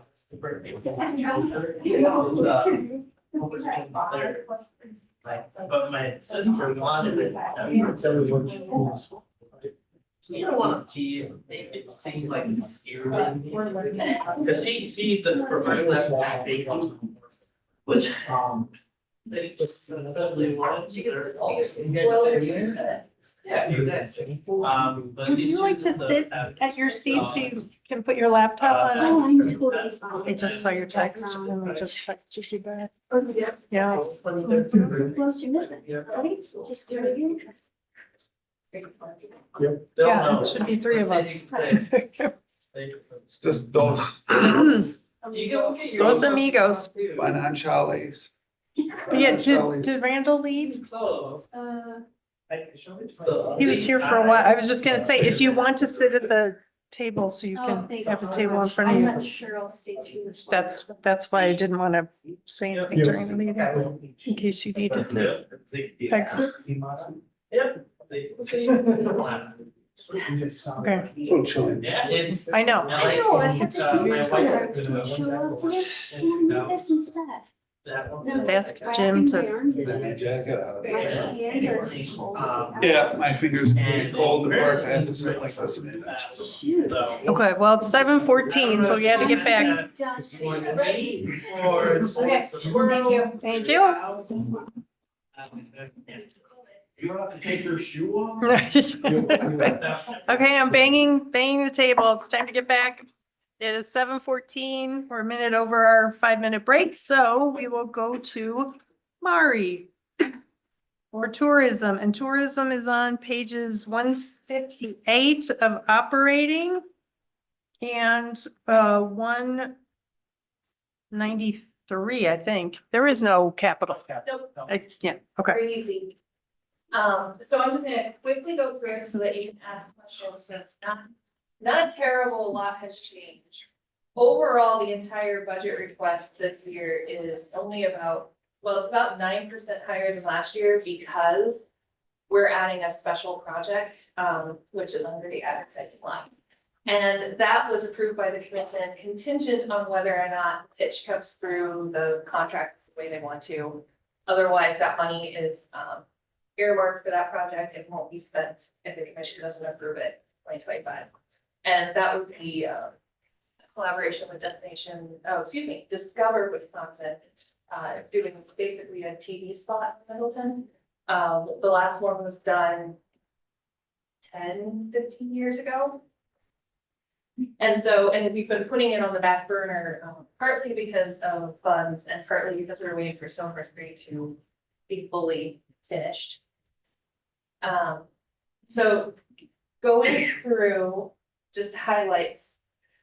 The advertising budget, we are increasing that in part because of that special project. Otherwise, the other increases are anywhere from 5% to 10% just because advertising costs have gone up.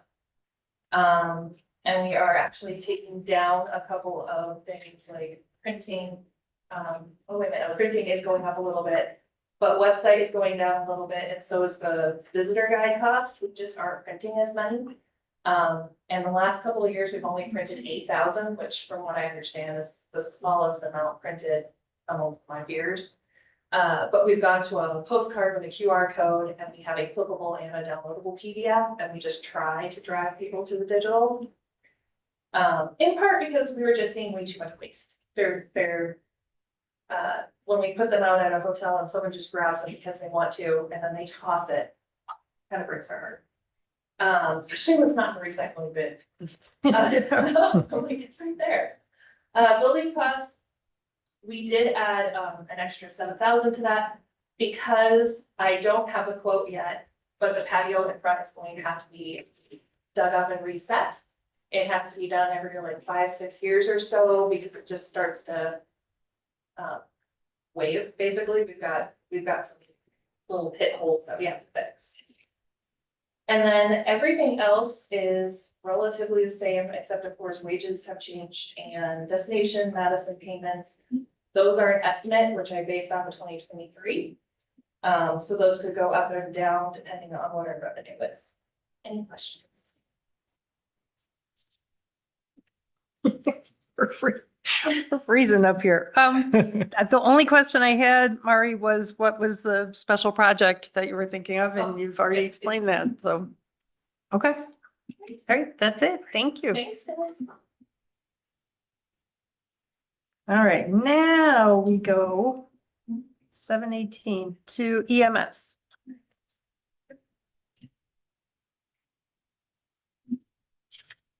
Welcome. Evening. In no particular order, I don't know if you want to start with capital first. Yep. Sure. Sure. That's page 82, is it?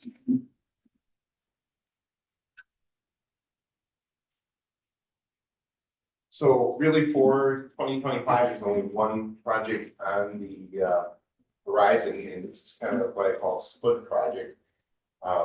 We have the responsibility for maintaining now it's a total of 28 AEDs across all city facilities and other public safety agencies except the fire department. And some of our AEDs are going way back to the 2000, the very first one were bought. And they are well beyond their, life expectancy. And some of them are in pretty tough shape that are out in fleet squad cars, so. But we also have some in that whole fleet that are relatively new, so rather than replace them all at once, I wanna take the first half and, replace those this year, and then a couple years out, go replace the rest of them, so. This will roughly get, half those, taken care of, so. And beyond that, the rest of them are all longer term, things which I just like to always remind everyone, you know, kind of what's on the horizon, and much like, you know, you hear a lot of building maintenance initiatives that get put out citywide, and, I think it's always a recollection of, oh, wow, we just built this building. In our case, it was in 2007, took occupancy in 2008, you know, and it's kind of a set it, forget it, but we're reaching that point right now where the age of the building is getting to the point where we have to start seriously thinking about different things. And, you know, one of the things is, the, HVAC control systems and the boiler upgrade. Actually, that particular thing is, in fact, when I spoke wrong about the 80s, I'm sorry, that was a 2026 project.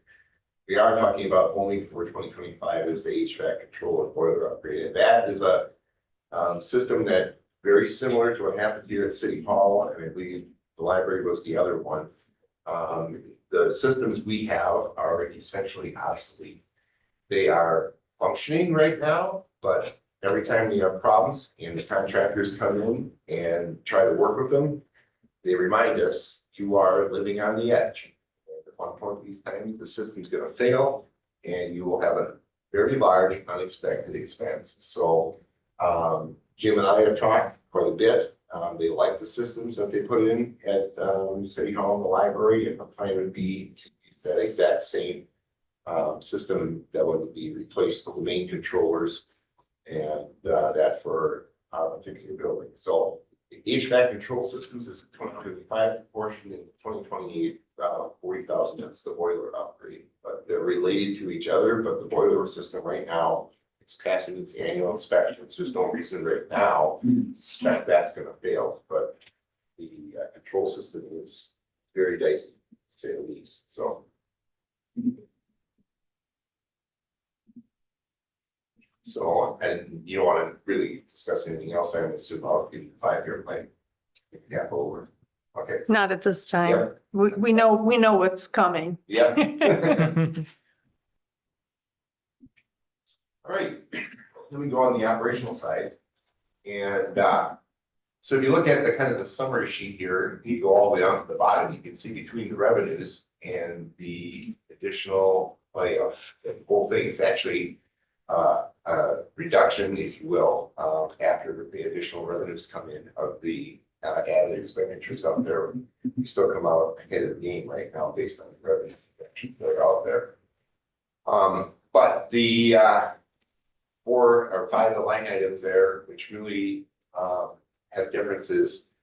Medical supplies, again, a challenge we always have every year. Anything, you know, has to do with pharmaceuticals, medical supplies is always, like everything else, rising costs in the healthcare industry out there.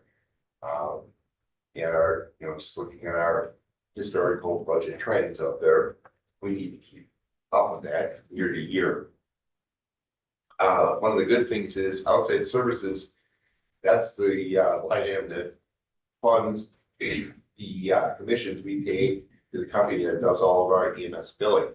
And a little over a year ago, our original, our latest company, Andre's Medical Billing, was bought out by a larger corporate called EMS Management and Consultants. And essentially, we were anticipating last year's budget that they were going to increase the actual percentage for the commission that they were going to charge. Turned out after doing some negotiation, after last year's budget was established, they agreed to hold that to the same thing. So last year's number was, you know, more than what we actually needed. So they're sticking with that for next year, so we can actually reduce that line item by a fairly significant amount, so. In buildings, in grounds maintenance, same thing where you continue to see increases in those areas. And the other big line item is vehicle and equipment maintenance, and that covers everything from our rolling stock, the ambulances themselves, but also all of the major equipment that's in it. That means our power cots, power stair chairs, our monitor defibrillator, pacemaker units, any of the higher end medical equipment out there, which have maintenance contracts on them. And that particular element that we need to make a jump on there is primarily for those service contracts that have to do with maintenance contracts on a lot of those pieces of equipment out there. So we really don't have a choice not to maintain it because of course the risks failure out there, which you don't want to do that. So okay, now the last item is normally our kind of miscellaneous expense account, but the increase that occurred there is really related to, and talking with Brian Wohlhopter, my looming retirement mid-year next year around June. And they're going to need to do a similar type of a recruitment process with a, kind of a large national footprint. And the plan is to use an outside company to help do that whole recruitment process and do an assessment center to help select that position. So we just added this 21,600 to it because the best we could say it's somewhere between 18,000 and 24,000. And, that brings that whole line item up to 24,000. So we figured that would be everything we would need to do that. So the individual line items. Thank you, Chief. So this is your last budget presentation. It is. Congratulations. And through 30 of these now, so. Brought you a cupcake or something to celebrate. Yeah, sure. But we'll get a chance to do that. I'm glad you mentioned that the purpose of that that last line item was the search for your successor, because I was going to ask about that. Yeah. I also wanted to ask you about one significant issue that you flagged for 2025. Mhm. I've seen this one before. So it's the 5-year service agreements with both the town of Middleton and town of Springfield that they expired in 2019. What are the practical problems of not having a new agreement with them? Actually, not a lot, other than the fact, because they do have automatic, renewal provisions in there. So, it's just that it's good practice to simply revisit that, make sure that, if there's any changes that occur out there. And actually, if you looked in there, one of the things, we didn't talk about the revenue projections, that we probably should talk about real quick. But, we're currently between Wanakee EMS and Middleton and the town of Springfield, or in Cross Plains EMS.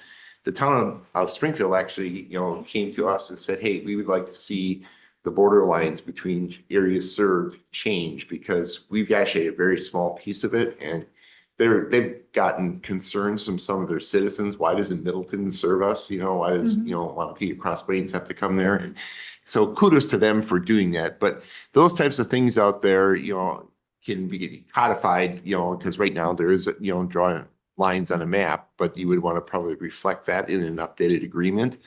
But we're willing to certainly do what's best for the patient, and, we can do that outside of that. But, I just think it's good practice to do it. And probably the biggest reason why it hasn't occurred is, let's be real about it.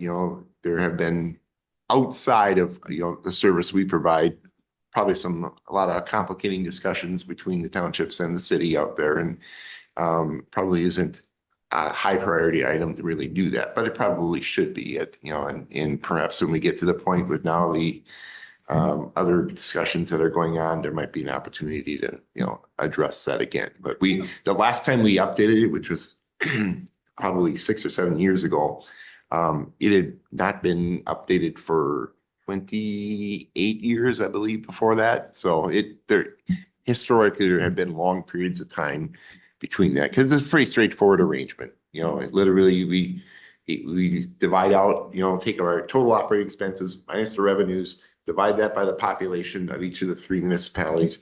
That's what they pay. It's a very simple formula. There isn't really much to debate about it. So, and as long as we're providing good service and they like the service we provide, win-win for everybody. All right, thank you for clarifying that. Okay. Okay, you had no other questions? All right, thanks so much, Chief. All right, moving on to the next chief giving a final budget presentation. Yes, Welcome. welcome. Thank you. I'd say, Bill, let's start with the revenue. Always the Sure. revenue in the operating budget. So there's 3 line items that I anticipate about just short of $29,000 increase for 2025. These accounts are the parking fines increasing and state aid reimbursement. So whenever we do any special traffic enforcement, whether it's seatbelt enforcement or OWI enforcement, we get reimbursed by the state. And then there's also a small increase of reimbursement from the Middleton Cross Plains Area School District, reference our school resource officer program. Parking fines and state aid reimbursement has been up the last 3 years. I anticipate it'll be up again in 2025. And then the Middleton Cross Plains Area School District SRO program, that increase is related to reimbursement from the school district, related to increases in wages and benefits for the officers in those positions for the 10 months that we get reimbursed from the school district. I'm also requesting some line item shifts using the savings from our recent purchase of copiers. So that should save us about $10,000 in our office supplies account, but we're also seeing increases in other accounts in our operating budget. As you heard from Steve, building and ground maintenance continue to increase, the expenses related to that. Computer software and support, as you probably heard from Drew and IT, that continues to increase every year. And then we have a mandated increase of fee related to the Dane-Com radio system that every municipality in Dane County is responsible for paying their portion. And also a wage increase for the local crossing guards. If you're not aware of the system and the agreement we have with the school district, we are requested by the school district at the end of the school year to reimburse them for the wages related to the crossing guards. And the school district provided a wage increase for a number of their staff personnel this year. And we'd like to stay competitive with that or in line with that. And also we're falling behind with wages for crossing guards in other communities, specifically Wanakee and DeForest, which is a little bit higher than us. So this would be an increase for the crossing guards. So again, using a line item shift for the $10,000 savings and shifting them to other line items or in my operating budget. Now, next thing, the increases are related to personnel issues or personnel requests. The first one is adding a second school resource officer at the Middleton High School. We are now home of the biggest high school in the state of Wisconsin with 2,400 students, with an anticipated, what I'm told is a possibility of enrollment of 3,400 students at the Middleton High School. When we started our SRO program, one of the first in Dane County in mid-1980, it was all towards community policing. That is still our number one goal, is outreach, building partnerships with the students, with the staff, being a resource, being in the classrooms, being out in the hallways, just kind of being, again, a resource for the students and the staff in that building. Over time, with the increase of population and the calls for service, which are becoming a lot more time consuming and complex, which we're averaging about 300 calls for that one SRO at the Middleton High School. The proactive activities of the one SRO it's decreasing every single year. We would like to get back to that main goal of being more proactive and being the true community policing partner that we want that position to be. And we're asking for a second SRO at the high school to accomplish those goals. This position has also been requested by the Middleton Cross Plains Area School District. They've asked for the second SRO. And as a reminder, if you're not familiar with the agreement, for the 10 months that the SRO is in the high school or at Cromery or our elementary schools, it's a combination position. We are reimbursed by the school district 50% for that 10-month period. The PD is also the police department, I should say, has written a grant, a COPS grant to try to help fund this. We have not heard back whether we were declined or if we're going to receiving federal funding, but we did write for a COPS grant to help fund this position if it's approved in the budget process. The second personnel request is the adding of a full-time dispatcher. The police department has not added a full-time dispatcher since 2008. And at that time, the population of the city was around 17,000. We're currently over 24,000, probably approaching 25,000. And based on a recent staffing study that the police department completed, it's anticipated or projected that in the next 5 years, we could be close to 30,000, if not a little bit over, based on the growth of the city. So this one-time or full-time dispatcher position is in our staffing study. It was in the staffing study in 2018. We never added a dispatcher, even though I've requested it every year. And again, I think it's a need for the police department moving forward as the city grows.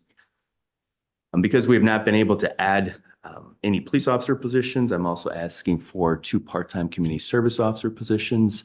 These positions would take care of the non-urgent matters within the city. That'd be abandoned vehicles, parking downtown, parking around the high school, animal complaints, fingerprinting, other miscellaneous tasks which are assigned to the police department that don't need the expertise of a police officer. But these 2 positions, part-time positions, could help kind of deal with those ongoing tasks that which we sometimes just can't get to, or there's a big delay of us getting to them. Additionally, these positions could be a recruiting tool for the police department in the future. We've seen other departments use CSO positions as a way to later hire police officers in the department. And the last personnel request is the adding of a full-time police officer. In 2024, we completed another staffing study, which is basically a roadmap of where they anticipate the city growing, the needs that the city is going to have in the future specific to law enforcement and to the police department. And if we want to continue to offer the level of service that we currently offer to the city. That also takes into consideration priority 1 calls, priority 2 calls, and priority 3 calls, and how fast we want officers to be available to respond to those type of calls in the city. We are currently at our lowest number of officers per 1,000 population since I've been with the city of Middleton since 1999. We're currently at 1.7 officers per 1,000. The national average is currently 2.3. As I've stated previously to the city council and to this committee, I don't believe we need to be at the 2.3 number, but I do think as a police department to maintain the level of services that we've been providing to the city for many years, that we should be aiming for a number closer to 2. So that is, again, the ask of an additional full-time police officer based on the staffing study, the fact that we are falling behind based on the growth of the city and not being able to add staff to keep up with the demands that are being asked of the police department. And then my last increase for the operating budget is training account, a $5,000 increase. With everything else, costs are increasing. We try to send every single staff member of the police department to a specialized training course every year. We think that they become better employees, they're more well-rounded, but that comes with an expense. And again, expenses related to training costs have been increasing over the last couple of years. So we're asking for a $5,000 increase amount. That is it for operating. I'll go through the capital budget quick to try to keep us in time. Priority number 1, getting old, I got to put my readers on. Our Solacom call handling equipment used for processing emergency and non-emergency calls by our communication center is in need of an upgrade to maintain recommended maintenance standards. The Solacom hardware was initially installed in 2019 and is due for a refresh every 5 years according to the manufacturer. Our remote monitoring services as well as maintenance and support services expire this year. The equipment refresh and new 5-year remote monitoring, maintenance, and support agreement are included in this request. Priority number 2 is in the early 2000s, we replaced all of our patrol shotguns with patrol rifles. This is about the time that active shooter incidents became more prevalent in society.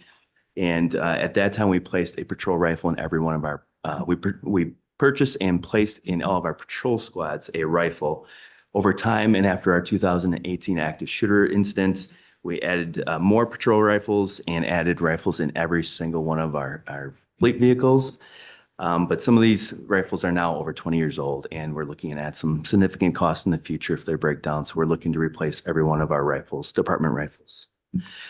Priority number 3 is the replacement of 2 high accuracy GPS clocks to synchronize our radio simulcast transmitters. Accurate timing is critical to the proper operation of the system, which greatly improves our local radio coverage. The current clocks are at the end of their life. The manufacturer is no longer supporting them. And our radio guru, who saves the city a ton of time, says it's time to replace these GPS clocks. I don't know all the details of what these GPS clocks do, but he says they're pretty important to our radio function. And lastly, priority number 4 is we have a mission critical workstation in our communication center that's supposed to move up and down. It no longer functions like that. It needs to be replaced. It's not usable. This was initially installed in 2010, and for $12,000, they'll replace it and they'll take care of all the mechanics, including installation and shipping. That, I think, is it for capital. Available for any questions? Okay. Joni? I have just a few. So the parking, I was surprised at how much money we take in on parking violations because we don't require people to pay for parking. So where are people getting nailed for not parking properly? That's a great question. A lot of it's alternate side parking during the winter months, which will be starting up here shortly. So that has been increasing. And then downtown parking, we've been getting a lot more complaints of downtown parking violations. I think actually a business owner was here in front of the council a couple months ago talking about some of the challenges of downtown parking. So that's where most of those violations come from. Okay. And to what extent, I just have to ask about both High Road and Pheasant Branch Road, because this is really maybe the number one complaint now that I'll get from constituents in District 6 is people flying down to the north because, it looks rural there. Is there any way to generate some revenue by catching speeders, many of whom are from Wanakee, so it's not even our own people, but I'm just wondering like the difference in cost between parking violations versus moving violations, which seem like they would be a bigger hazard. Yeah, and I think our goal is always to educate. We're not out to write citations and issue tickets. There's a time that it's needed. But I think this really boils down to what I previously talked about with staffing, is when we don't have adequate staffing to take care of the proactive activities, those are the first things that are going to disappear. I know you've reached out to me along with many other alders about traffic issues and traffic enforcement. When my staff doesn't have time to sit on High Road or Pheasant Branch Road to enforce traffic, it's because we just don't have the time. And I've mentioned this before, that those are the first things that are going to disappear if we don't have adequate staffing. You can see other municipalities nearby where they're struggling based on their calls for service. Traffic enforcement is not a priority. And that's what's going to happen in this community if we can't start adding staff, unfortunately. But when the staff is going from call to call, they're trying to stay up on paperwork. They're trying to get a meal break. I talked to 2 day shift officers last week that hadn't had a lunch break in 3 days.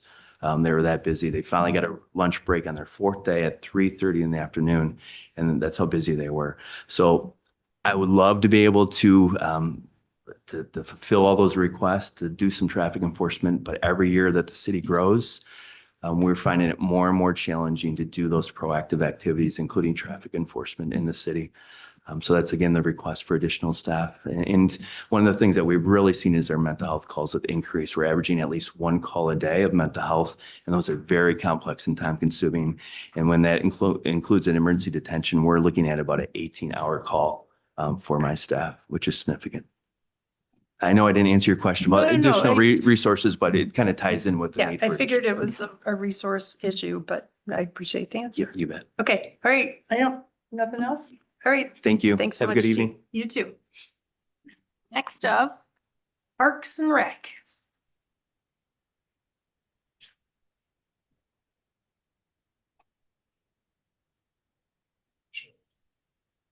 And the page numbers I have are 124 in the operating and 122 in the capital. I know we're about to start. Operational, it would be great.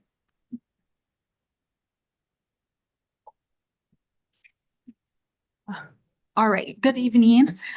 So just going through our initiatives for our department. Our number one initiative is a full-time position for forestry and conservancy technician. This position would support our current forester, as our current forester is 50% forestry and 50% conservancy. We have over 10,000 trees just in our streets and parks. And we also have several trails and miles of trails that have been added, just keeping up with deferred maintenance on that end of things, and also for safety purposes for operating bucket truck safely. We've been relying on seasonal staff right now to do operations of professional work. So we are in need of a full-time staff to help keep up with that maintenance and for safe operations moving forward. That and kind of following here, we have our parks overtime and seasonal wage increase. Our parks overtime has increased with more snow removal, more areas to manage there. And then we're also looking for a parks ranger position to be implemented next year to help with compliancy and safety throughout our park system. And then we do have just kind of going in order here, our parks operating, conservancy lands, and forestry operating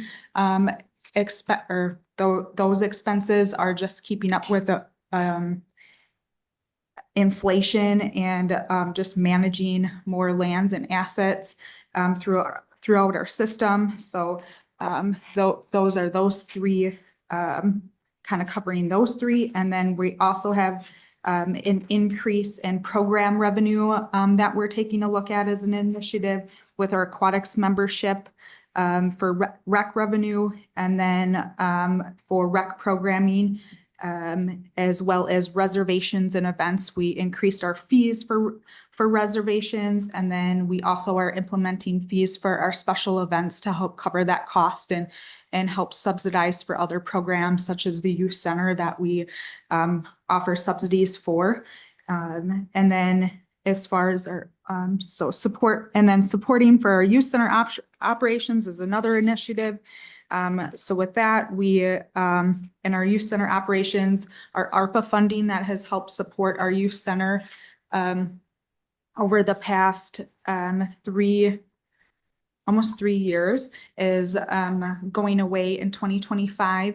So we are looking at still running the youth center operations and looking for support. We are hoping to hear back from both the school district and United Way on increased funding requests. So that won't come in until a couple weeks from now, but we'll have to kind of work on the budget once we determine the funding level that they're providing.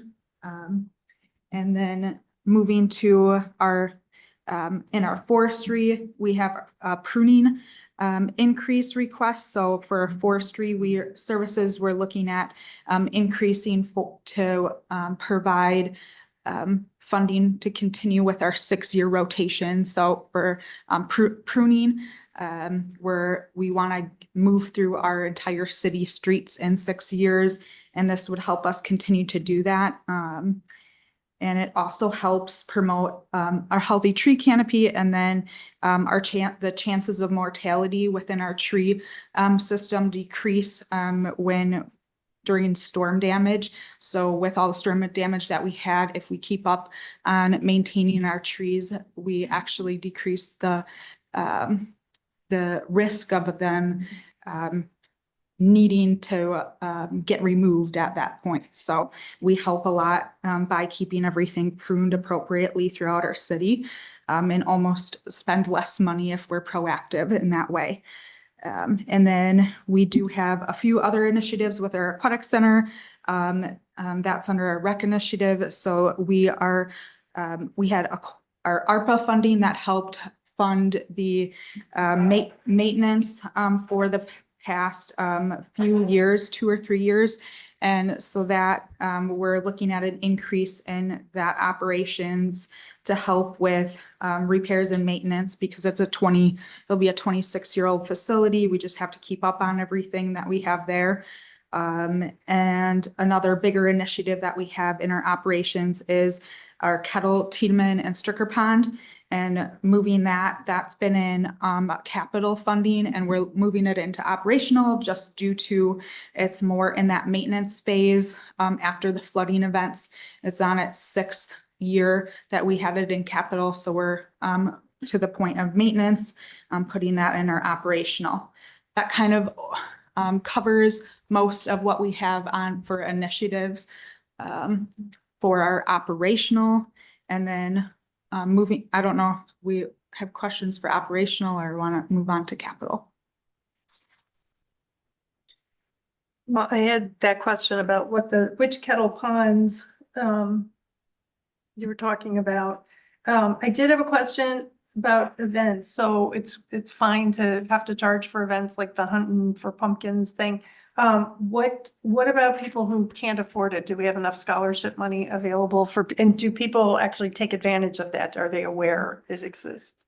Yes, so we have a scholarship program that is a part of our goals within recreation to work on that scholarship program, more of the policy work behind that. We do have about $8,000 of funding in that special revenue account. And we just have to determine how much we would provide in per year and per family. Right now we are giving it's $100 per family per year, and we're working on the application process so that it's easier for families to get access to. We haven't promoted heavily on that because we have to work as a team to get that revamped, and then also knowing if we're planning on spending $2,000 per year, what that cap would be. Typically, you'll see a lot of Parks and Rec departments have a cap so that you don't use all the funding in one year. We have reached out, and the Kiwanis is interested in helping support that effort through that scholarship program. So I think we have enough to get started and have a really good first few years, but trying to make it a sustainable operation and where that's coming from and having partnerships. So they have identified that as one of their priorities and scholarship or sponsorship program for 2025.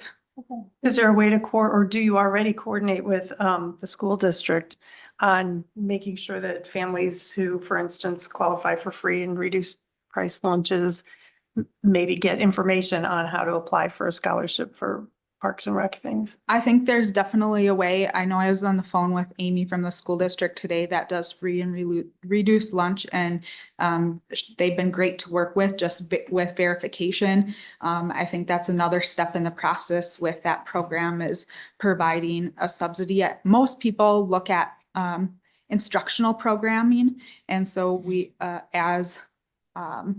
as a way to help fund. So they want to, in youth basketball or youth sports instructional, a lot of the, it's not through special events as much. That one, we also have to go through and determine what programs would be eligible, and and how we put that on a value chart as far as instructional versus like a special event. We might weigh that a little differently on our programming. Okay. That's it that I had for operation.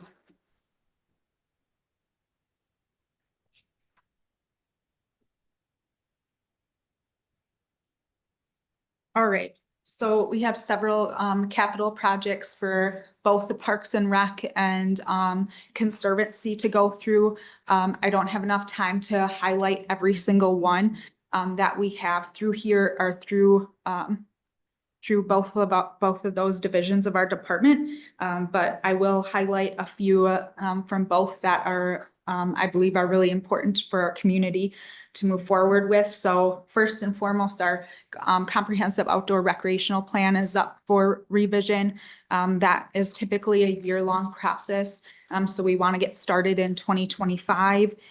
so that it is ready to start implementation in 2026 for the following 5 years. It helps with grant application, and then just provide direction with all the needs in the community, and policy creation, which I am very excited to have that guide for our department and community. And then just keeping up on maintenance with the aquatics facility. I know we have seen ARPA funding with that, and we've made some major improvements, but we do have needs there with the aging facility to keep that going. So I hope to see funds come through on a yearly basis to keep us up. We've had to work with the health department on keeping compliant and having a lot of variances. I think we have about 5 variances to keep running the pool in the next 5 years. So just because it's outdated facility. And then our urban forestry management plan, where we are looking forward to getting that implemented. We haven't had one year to date for the city of Middleton, I believe, as far as just a overview or a management plan for the forestry division. So that will give a good insight on how we manage our urban forestry or forest, as well as policy or ordinance, is taking a look into that a little bit further as well. But a piece to get a really good management plan is our tree inventory, which is a 10-year, almost once per 10 years, you want to get that fully inventoried. We're doing a portion of that right now, but we need more funds to complete the streets and the parks. And it's really important that we get at least all the streets so we can build a good planning tool for our pruning blocks and have that visible to the community and everybody in council as well. So that tree inventory and the forestry management plan are 2 of our high needs for forestry division. And then kind of along in this one as well, we're looking at a Lakeview Park entrance improvements, and what that entails is right now it's when you enter in through the parking lot. There are several people that drive through the park almost at 20 miles an hour. We've seen it last weekend with all of the sports and things that we have going on. We had a special event with the police department, sporting event, and people drive in and out of that all the way up to the shelter. And creating more visibility and sightline into the park, and just providing more welcoming space. So where the park sign is, how the pedestrian and the traffic cross, we're working on designing that right now. That's an agreement with Rettler, but we want to implement something for a safe and welcoming environment at our community and premier park in the city. So that one is up there on the priority list, but that is kind of a little bit of an overview of the parks. And then moving on to conservancy, a few highlights from the conservancy are Bach Hayfield Prairie conversion restoration. That's been a major project for conservancy. We've if you've been over there, we've been burning. Then the prairie that connects from Orchid Heights all the way up to the community garden area. So all of that prairie will be seeded, and then needs to be vegetated and managed until it's in more of that establishment phase, which it will take a handful of years to get there. But that's really the connectivity piece throughout our Pheasant Branch with our prairie restoration effort. And then another big one, we are looking at the creek corridor bridge redecking. So that one, we have 6 bridges throughout the creek corridor. We're looking at redecking. There's a few that are worse than others, but we believe that we'll get a better bang for our buck for doing all of them at one time. And then also just having a better relationship with the community, doing it at once rather than having it shut down multiple years in a row. So we're trying to accomplish this project at once. We also have several pedestrian bridges throughout our trail system that aren't noted in our 5-year plan, but they do need work to be done. They will be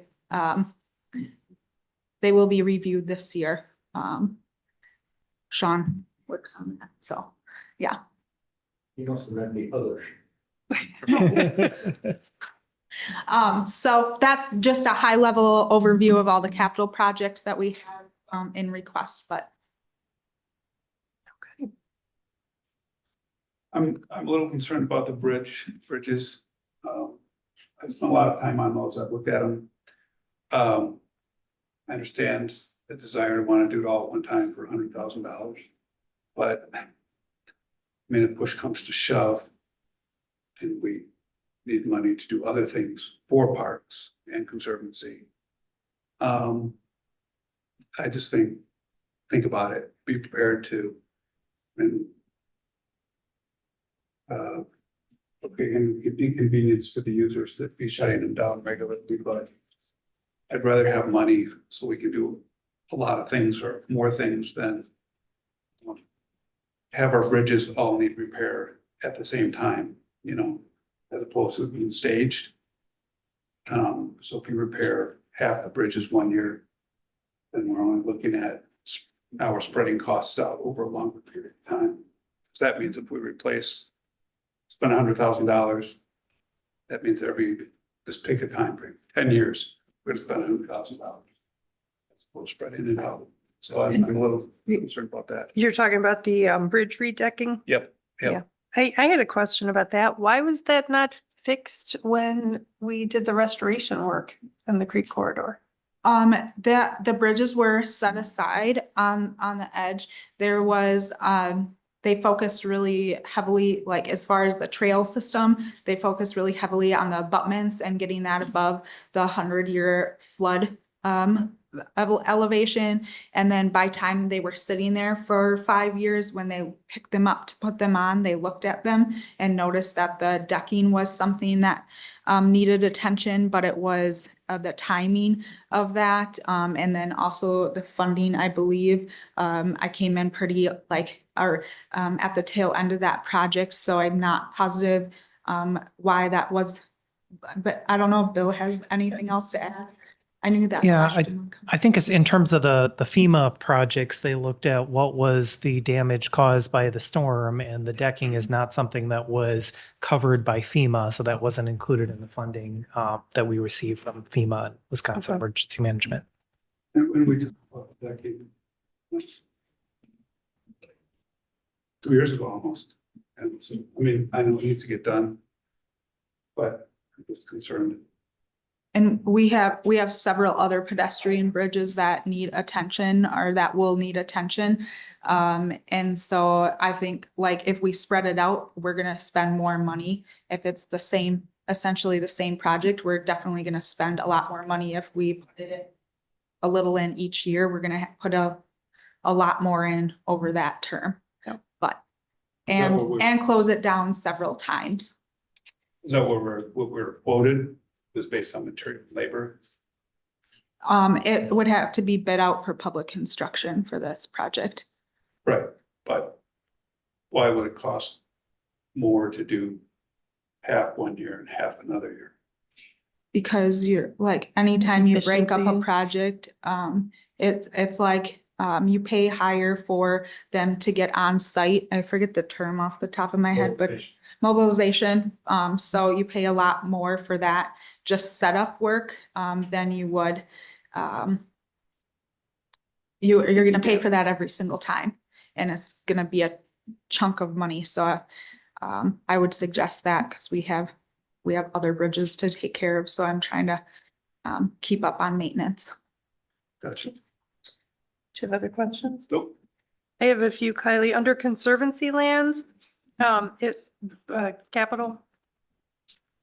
If I'm thinking correctly, the projects 1, 3, 4, 5, and 6, I think they're all in this year's approved budget. And so I'm wondering, is this funding going to be carried over? No, we are using all the funds that are in, for 2024. Those will all be used up completely.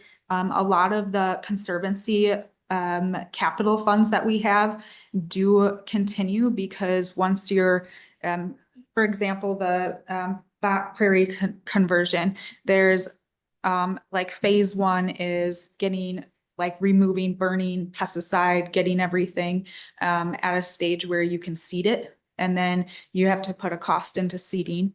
And then there's a cost to establish, and it takes years to develop a prairie.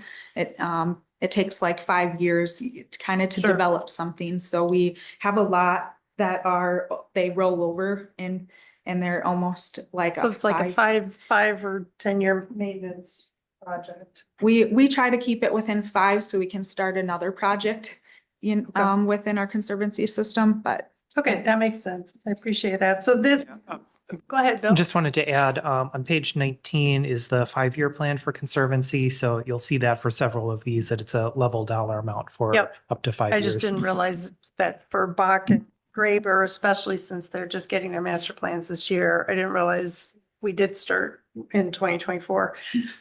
Okay, that's good. Question about the bike trail signage. When I saw that in the list, it's project number 8. I got excited because another concern I hear expressed from constituents is how fast bikes go on the Creek Corridor path and within the Conservancy. And so Ped Bike and Transit had talked about possibly getting some signage, a speed limit established, some, educational resources like more helpful than the current bikes yield to, more like don't be, I don't want to say don't be a jerk, but like signal you're coming, some things like that, ring your bell. But then I saw that this is for the bike park, correct? Or trails? Yes, we do have signage in our 5-year. We are working really heavily on our GISing of our entire trail system. We're hoping to get that completed. We just hired an intern that we hope to get everything into our GIS and updated for our trail system. Until we get there, I don't believe it'll be easy to determine a signage plan.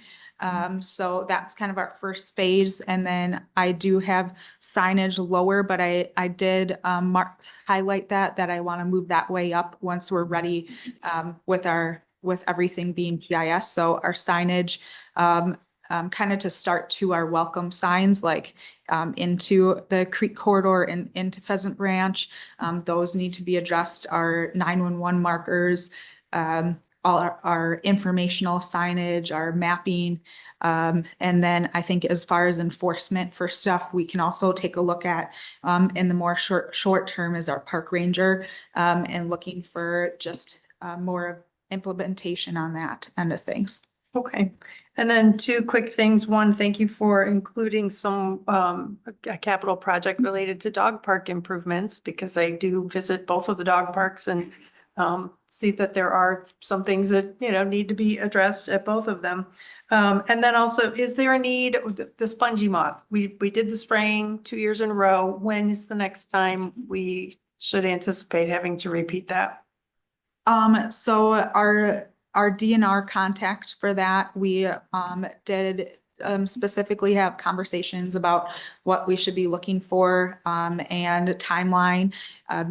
The spongy moth was received, our treatment was received really, really well, especially with how wet it was this year. So we had a really, really awesome response from the last 2 years. They recommended not doing anything further for that area and just monitoring egg mass count throughout the entire city and just trying to monitor that activity. But they say that it's cyclical, and I don't remember what year, but it's like a 10-year or 8-year where something else can pop up. And so we're good to go for now, but Okay. yeah. Good. So, all right. Well, thanks so much, Kylie. Appreciate it. Thank you. Next up, Public Works. Sean.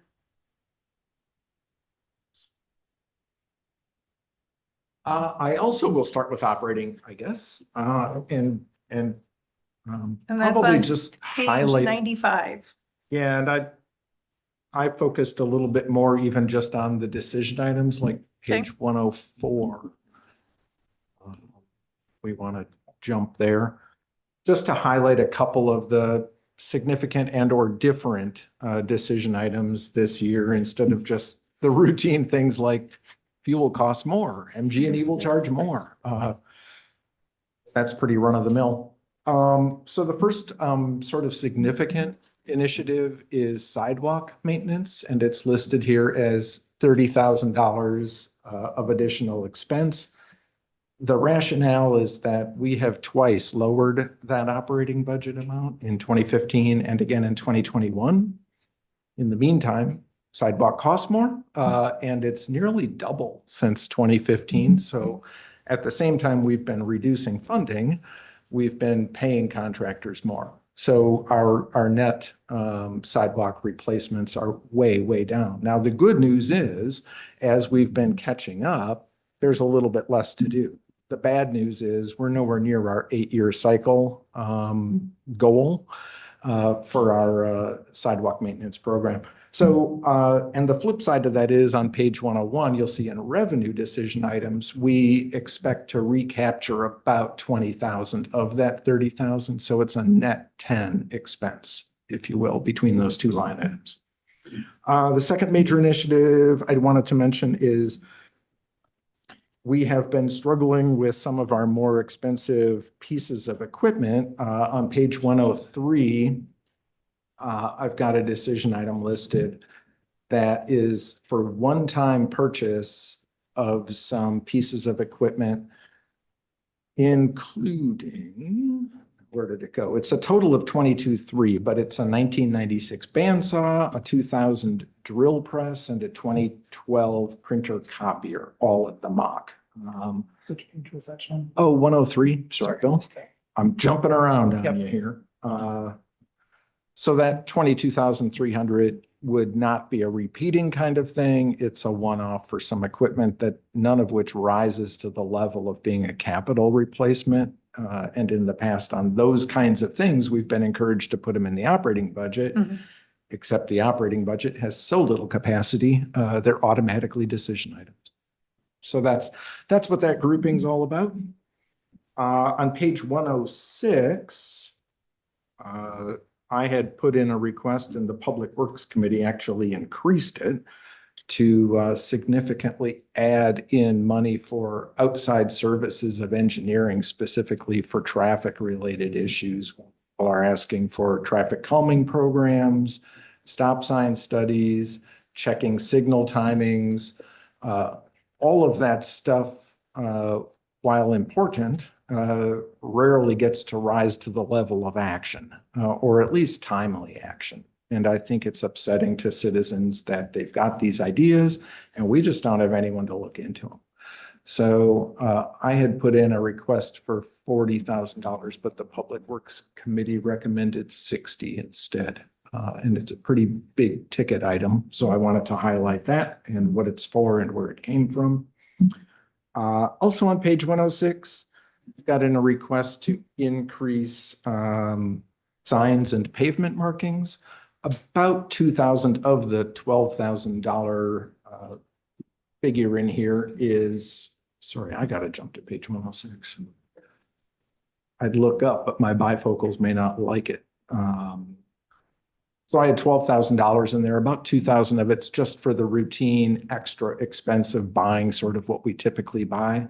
But the other $10,000 is for the kinds of requests we get to put in new things or more things, so we have, and this is not RRFB things, those are in the capital budget, right? But we have requests for just more signs and different kinds of signs. We have a request now for a flashing red beacon at a stop sign. So we'd love to be able to do those things. Our budget needs to be able to do that too, if that's what we want. And so that's where that part of that request comes from.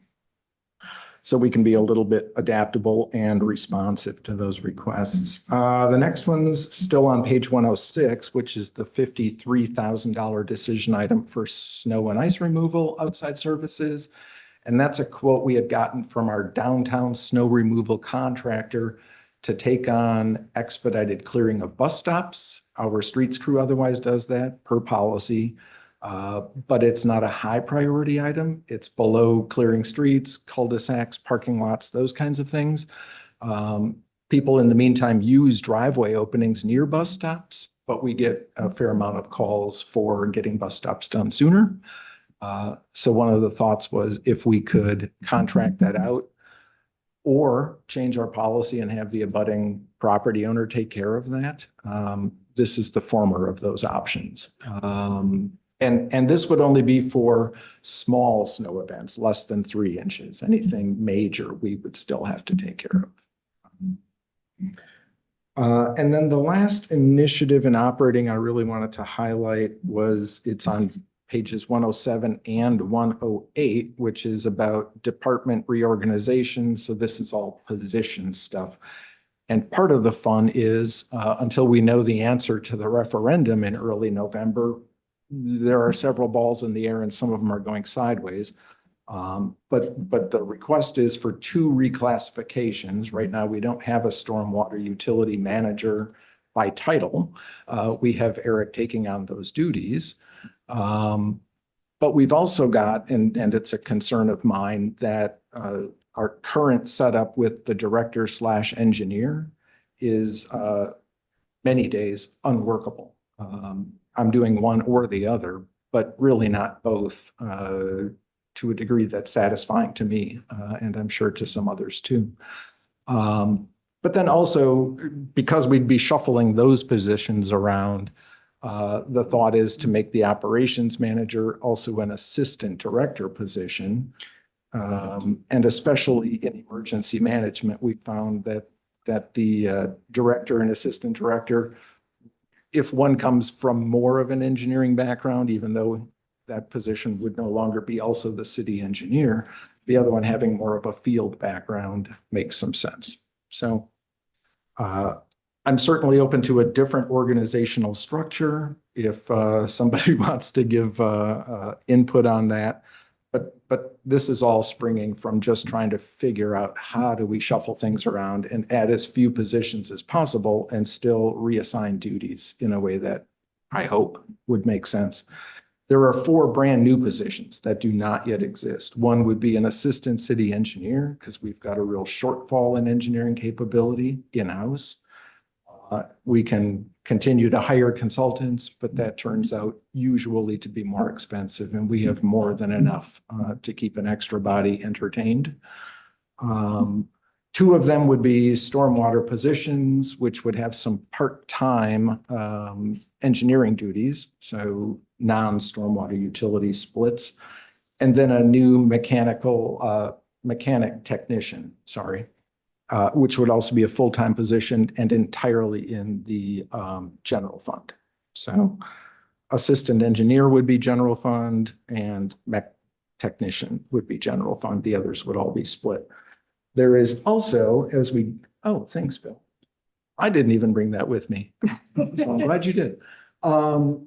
There would also be, and this is then on page 108, some of that cost splitting with the stormwater utility, if the referendum passes, includes these positions, but it also includes acknowledgement that our street crew, which is 9 members, and it's always amazing what 9 people can do to keep a city rolling, are in part doing tasks that fall under what could be the stormwater utility. So there's an acknowledgement that 20% of those stormwater utility tasks could get compensated back to the general fund from the stormwater utility.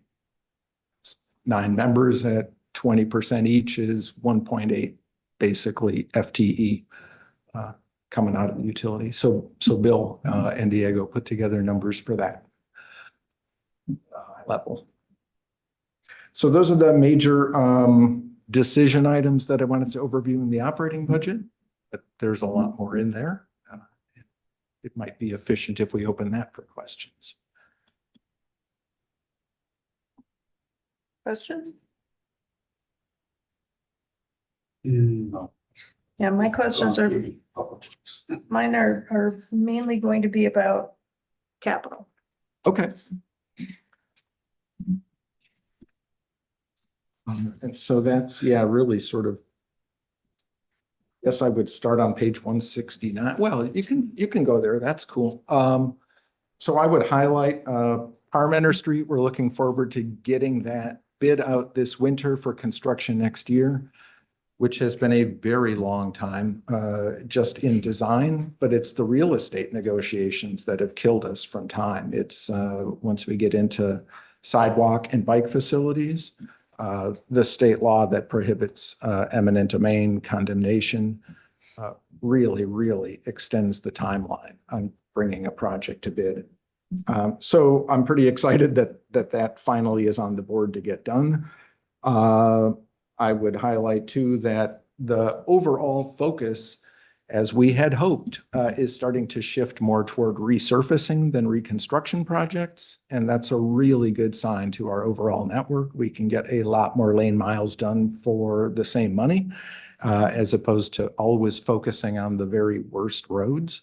So keeping good things good as a focus is starting now to pay off. And we kind of began that as a renewed focus in, I would say, 2017. I would highlight too that the Park Elmwood Head Bike Improvement Project, it's the raised intersection, number 12 on this list, is still in discussion. There are three options that were proposed in concept, discussed by the Ped Bike Transit Committee, and discussed by the Public Works Committee. Public Works Committee wants to discuss it again, but for now, the recommendation preference is to do a raised intersection treatment at that intersection. And so that's what this budget reflects. If we were to go with one of the other kinds of options, I think they were in the ballpark of half that price each. So that number could come down. The other thing I'll note in the big picture here is that the capital budget funding is nearly $2.3 million, and we know our target is $2 million. We didn't have a good way to balance that internally in our 5-year plan. So if things need to be deferred a little bit to bring this back down to our cap target, I totally understand.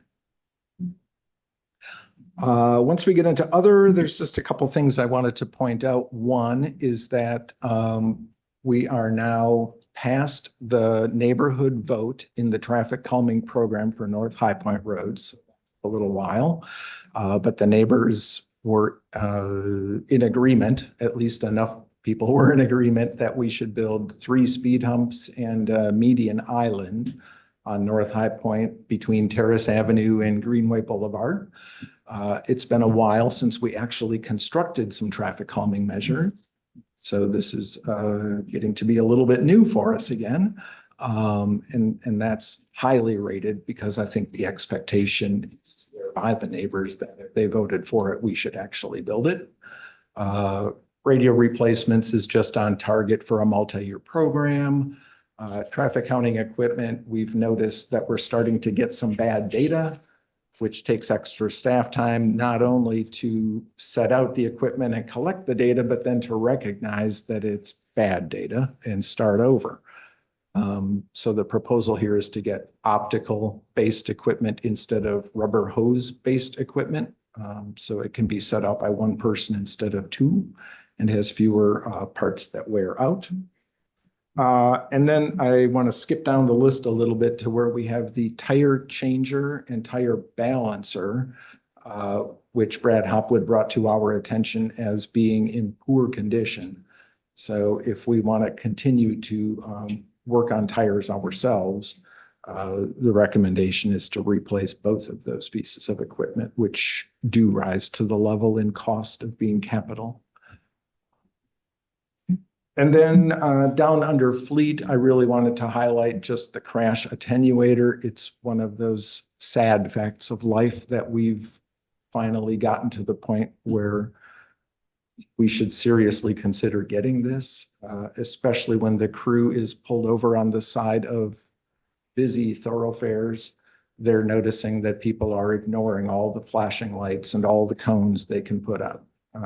And having a crash trailer is something that unfortunately they're looking forward to.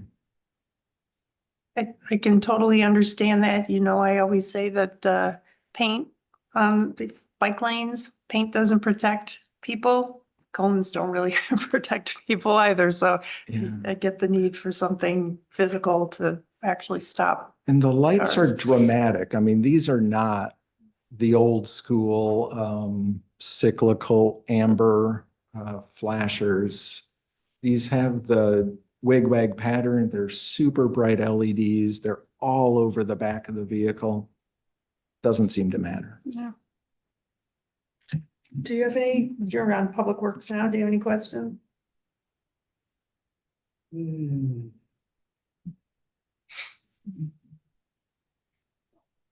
I have a few. Yes, but no. Go. I'm curious about the High Point traffic calming, and this is, you know, just my desire to understand why things go where they go. So why is the North High Point traffic calming listed under other and not along with Elmwood traffic calming and Old Creek Pheasant Branch traffic calming on streets? Sure. And really that came down to the North High Point one already had passed citizen voting. The other two are still in discussion. So Okay. they're in process, but not at the end of the process. Okay, will there be voting for the Elmwood traffic calming too? Part of this request actually is to bring in consultant hours to put together a plan that the neighbors could vote on. Okay. We don't even have consensus of what it should be yet. Isn't our neighborhood, well, maybe I'm wrong. I thought the process sort of puts the burden on the residents to do it. I mean, that's my only experience with this is Old Creek Road, because that's Sure. what the residents there did. Is that not the case? It's a neighborhood work group, but with guidance and input of city engineering. Right. And that's part of the issue too, is when we have limited staff time, they're stuck. And that's very frustrating. Well, and that's why it almost seems like we should make the burden, you know, as much as I want people to be able to get problems addressed on their streets, I could see how if it's opened up to anyone who has a concern can rope in the city contractor in this case to do the heavy lifting. I think we'll get a lot more requests than if we leave it to folks like the Old Creek neighbors to organize themselves and then have the city get involved when there's, you know, a plan and. Okay. So part of it is as neighbors bring up concerns, number one, they have to be documented and supported with data. Because often enough, what we find is that neighbors come in with solutions, not problems, and then try to fit the data into the solution. And that would be a very different process. Okay. The RRFB, I like that idea. Any idea when the one will be installed this year? I don't know that. I hand that off to Sean Alsrud. Okay. He works closely with our supplier on that. And then item 12 under other, the depot parking lot resurfacing, that's for tourism? Yes, exactly. And- We had been considering that together with the library parking lot resurfacing, but we keep putting off the library parking lot rebuild, not knowing if the civic campus is going on that site or Yeah. will affect that site. And yet we know the depot's not going anywhere. That parking lot is also in poor condition. So this is splitting that off from the library project and making it its own. I see. Okay. I know Mari too has been concerned that without better protection of that building, it's exposed to being damaged by semi trucks coming through that alley. All right. That's all I have for now. Thank you so much, Sean. Appreciate it. All right, Eric, you're up.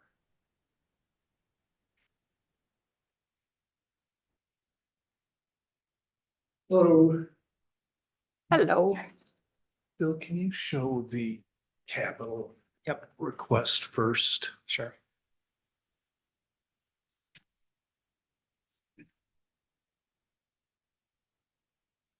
So, this is of course with referendum passing. When we developed the budgets, we were trying to target about $1 million a year. This first year is a little heavy, mainly because it includes some equipment purchases. The projects themselves, the first two are just trying to catch up with deferred maintenance. That's about $100,000. That's mostly, ditching projects and some repairs. Projects 3 through 8 may look familiar to you. You've probably seen them on a prior year's budget. So there's no surprise here. These are all basins essentially that need to be dredged, improved, modified slightly. And then the last 3 items are equipment purchases. About $590,000 in that. All told, that's about 1.3 million, which is heavy. But moving forward, we would try to look to spend about $1 million a year on capital. Are there any questions about the capital budget? Do you have any questions?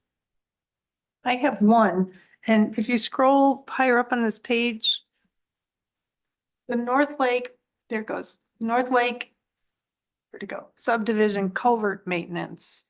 And then below in stormwater, there's the deferred outfall culvert maintenance. Is there something different about the North Lake subdivision culvert maintenance that makes that not a stormwater? This is something we're kind of still discussing on where to draw the line between public works and stormwater utility. And that's what Sean and I had come up with, was that the North Lake culverts would be a public works item. Okay. At some point, you might need to help someone like me understand the division. Understood. And Because that's one of my things. I like things to be in their right place. so there are a couple of things that are, storm sewer culvert related, that we're applying stormwater utility funds to. And there are, I would say, most of the work we're probably not going to. And that's the way the rate study should have read also. Okay. All right, moving on. So as far as operations, I guess I just wanted to kind of reiterate what Sean said. Sean has kind of come up with a restructuring proposal. And I just, this is not just funding positions with stormwater utility funds. We actually need bodies to be hired so we can accomplish this. So 1.8 FTE is what the rate study said. Bill extracted labor out of some of the other items like street sweeping and yard waste pickup and came up with another 1.8 positions basically that are going to be funded through the stormwater utility. Need the positions that are going to be funded through public works budget to get funded, or I don't think this will work very smoothly moving forward.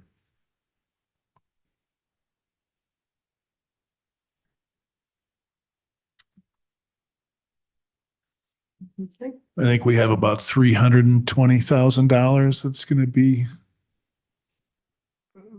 transferred from existing operational costs into the stormwater utility. So I would hope that part of that money could go to fund these new public works positions. And that's really about all I had to go over. If you guys have operational questions. No, not at this time. We'll respect your time and Okay, thank you. thank you. And do we have water and sewer utilities? Yep, Mike is on Zoom. I am here. It's Hello? budget season, so I was just working on the budget at the fire department as well. So we are just getting everything done tonight. Can we see? Yeah, Mike? I'm working on that. Hold on, Mike, we can't see you. Can you hear me? Yeah, we can hear you. We're working on getting your video spotlighted. Okay. Mark? Okay. And then do you want to start with your operating or capital? Whatever the census would like to do. That's either one is fine with me. Okay. I've got your That's operating, operating yep. initiatives up. I don't, can you see that, Mike? Yes, I can. Yep. Great. So obviously the big one here is we are looking at a utility crewman / locator position, which would be adding another, let's see, 8 people in the crew, including me. That would be a 9th. We are constantly having more thrown at us, especially with these neighborhoods that are going in, more meter installations, more tracking of numbers, more valves to be turned, more hydrants to be flushed. I think you kind of get the point. We are able to do that. The DNR mandates that we do all of these maintenance things, such as flushing and valve turning and cleaning of the jetting of the sanitary sewers. That we all do those in timely manners. They set guidelines that we have to follow. And those guidelines, even though I've been here a year now, and I was here previously for a dozen years, 3 years ago, it has really become increasingly harder to keep up with the demands of the DNR as they also kind of keep changing things to wanting more done, kind of like everybody, right? So I don't know if there's any questions about that. Nope. Okay. I can move on to subscription-based expenses. It's interesting the way financial things are working in the world as far as producers of products. Instead of warranty situations, they're going, and much like your TV, your phone, your radio, all those things have gone to like a monthly or annual subscription. That's what we're seeing in the field as well. Example here, we have our televising trailer that we share with Wanakee. It needs a software upgrade. The software that it currently has is outdated and they are no longer servicing it. We have a $7,000 upfront cost. We're matching that with Wanakee. Wanakee is also throwing in $7,000, so it's a $14,000 upfront cost. Then you go to this warranty / subscription / updating, $2,000 every year after. And that's just for the company that we purchase the software to update it and keep it viable for all of us to use. We are currently doing that with another company, which is called Waterly. Waterly makes it so that we can take an iPad to the well houses. And we're just kind of coming into all this. The technology's been there for a while now, but now it's really refined and it's working really well. So we're trying to take advantage of it. So with Waterly, we go to the wells with an iPad. We write down our readings, and it generates our DNR monthly reports automatically with the information that it gathers throughout the days and the weeks, as well as produces an annual report. We can get graphs with that sort of stuff to show when our pumping is. Obviously, like this year, we were extremely dry, so we would have low pumpages, and then now, it was extremely dry, so we had high pumping, and we are making water, a lot of water lately for customers. While the earlier part of the year was extremely wet, we weren't having to pump as much. So that program just shows and tracks all of that stuff, and it's been working really good. We've implemented that for a year now. Same thing we're looking to implement with the Diggers Hotline, kind of like with this new employee. The way we are doing Diggers Hotline tickets right now is we are literally getting them in an email form, printing them off on our printer, and handing the sheet of paper to one of our guys, whoever is our designated locator for we kind of try to revolve it, but we also try to keep it to one guy because then they know where they've been and what they've done. This is a system that would be a lot like Waterly. It would come to an iPad and it would be updated instantly. You could check it off if you had been there quicker. You don't have to come back to the shop to grab, your paper assignments, basically saving paper products. It's just all in real time and way quicker. You can acknowledge that you did it, you were there, what you did. You can take a photo as proof, which is kind of a huge thing that a lot of people are doing now, because you get something was hit and now you're liable. Well, I marked it. No, you didn't mark it. Here's the proof. So that's kind of a something we're looking forward to doing, to just get up to date with technology and keeping up with everybody else. That sounds great. If I can just jump in, the other items we had listed on the summary, I think the third one is primarily capital. So that might be easier to look at going through the capital sheet. And then we just got information from MMSD on their cost, and we're working through what the potential revenue would be to recover that. That's still in progress, so we will have more information on that as we refine that. But maybe we can go to the capital next, if that makes sense. Yep. Yeah, we just got the MMSD numbers dropped on us like within the last few days.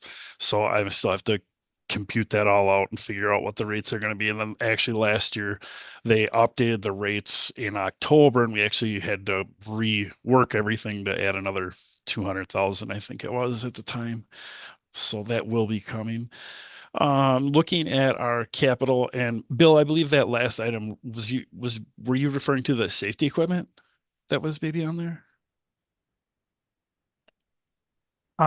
No, did I miss one? I'm sorry. I thought maybe we missed one on there. I don't know.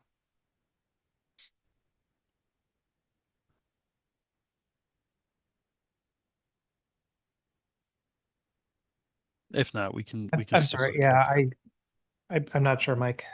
It's okay. No, that's fine. We can go to capital. We hit the biggies or the main ones and the changes.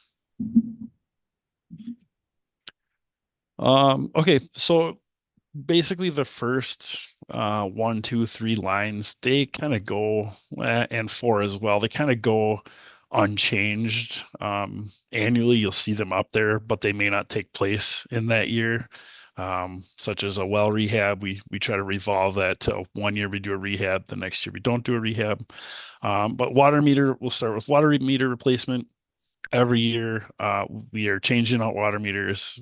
This last quarter of meter reading, we had 50 meters clunk out, battery issues.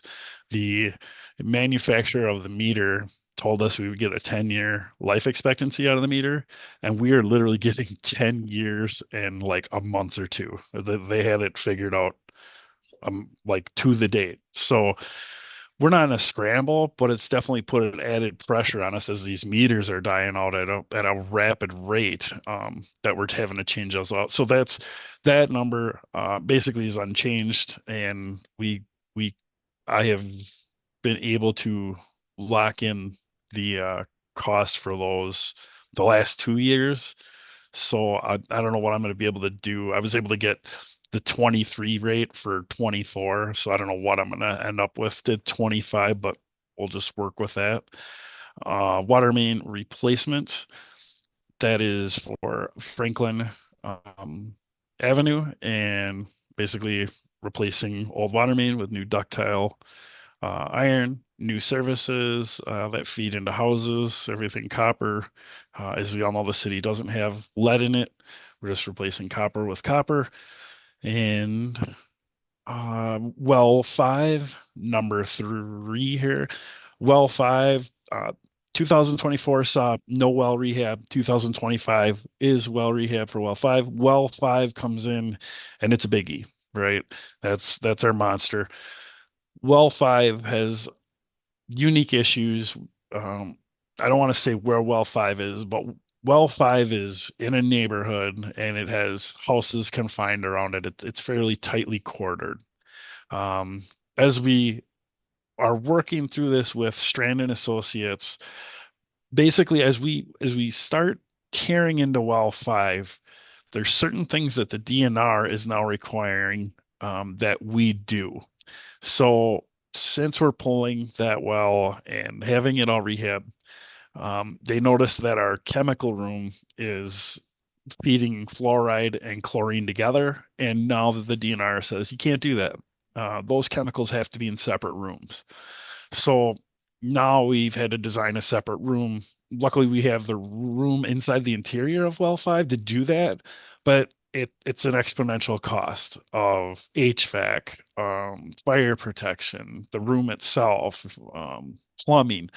So there's once you do that, it kind of leads into another thing, which is the DNR wants us to put a generator there. And I can tell you I'm 100% against it. And I'm trying to negotiate with them.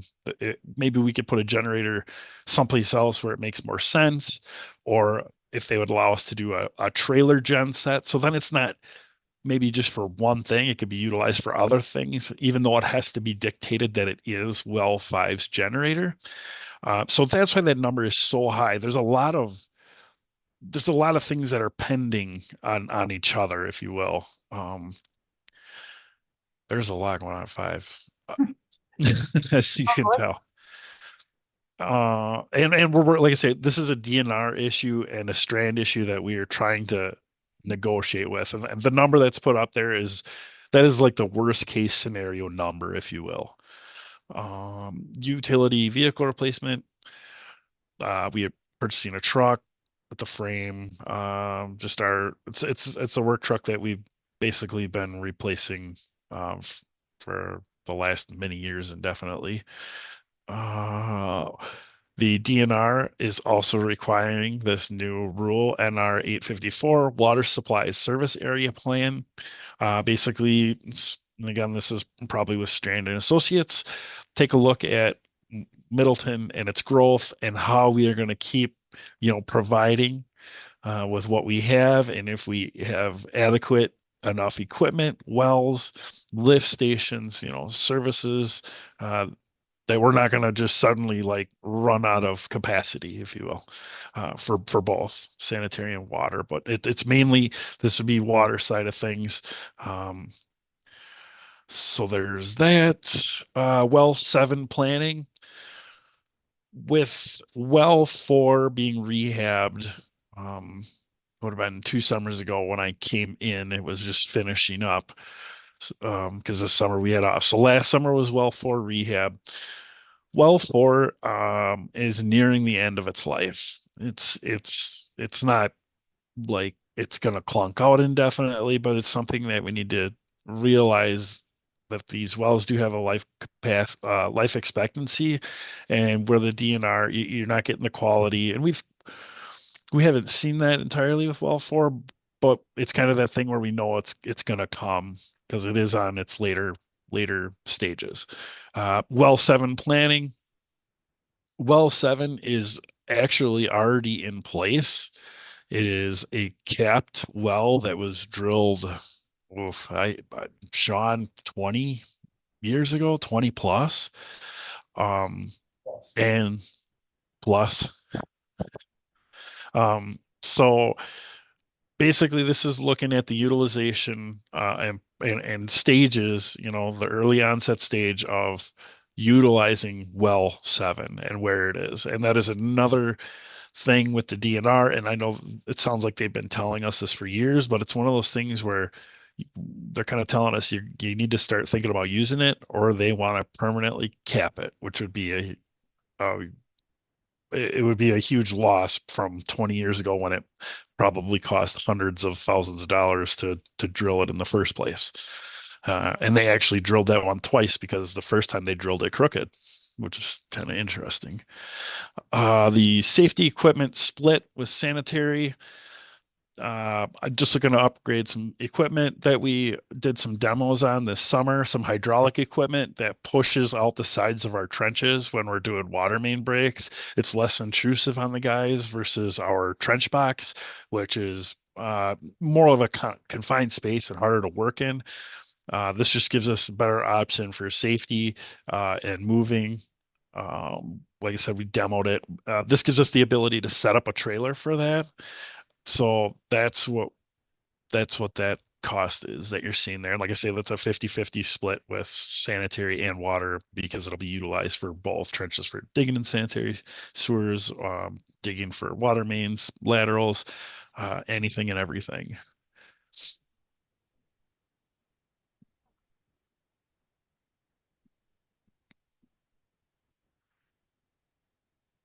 Yeah, and that item is also number 3 under sewer. And then also under sewer, you have the sewer main replacement, which is an annual item, and then the panel upgrade for 2 stations. Correct. So the sewer main replacement that coincides with the Franklin Ave water main replacement. We know that we definitely have some sewer issues, if you will, cracked pipes, little chunks missing, pipes that are just kind of running maybe a little bit not quite the right direction. So we have some lining that will be taking place, some direct replacement. So that's what that is for. The panel upgrades for Maywood and Baskerville this last summer, for 2024, we had budgeted for a facility study, both the water side of things as well as the sanitary side of things. The sanitary sewer report is basically in its final stages, and I was given kind of a heads up for things that are most critical that we need to look at, which is this panel upgrades for Maywood and Baskerville. They said that they were, and those are definitely our older stations in kind of the original parts of town or older part of town there. So they're just looking to get upgraded so we don't have issues, corrosion, etc. It's kind of a harsh environment down there, but we do the best we can with cathodic protection and everything else, but it's just an update thing. And the safety equipment, we kind of went over that. Great. I know I threw a lot at you, so. It is a lot, but that's because you're doing a lot. So I appreciate all your work and sticking around tonight with us. I did have just one question for something I didn't see on here. So, we've got well 7, you got well 5 to deal with, but I do recall at one point we were talking about putting solar on wells 6 and 8 to reduce the energy costs. Any updates on that? I would have to confront Kelly with that. It's Okay. probably something that kind of slipped through the cracks. I was, in Sure. all honesty, I didn't hear much about it. I did remember seeing it, but I guess I hadn't followed through with that, or I guess I need to. Yeah, we'll follow up with Kelly, because like I said, I know you've got the other wells that are priorities, so. Okay, well, thanks so much, Mike. Appreciate you joining us. No, thank you. Have a good night. You too. Okay, folks, it is 8:50. Question, do you want to continue and crank out the rest of the agenda, which is administration, admin services, council, committees, and other? Or do you want to have us fresh as daisies at the October 1 Finance Committee meeting? I think we can do either. I think that, we could get through those in about 10 minutes, but Sure. also we could add that on to October It's 1st if fine. you It's prefer. fine. I just wanted to give you the option. So, Yep. all right, fire away. 10 minutes. 10 minutes. All right. You, switch off the spotlight at my. Oh, yep, thank you.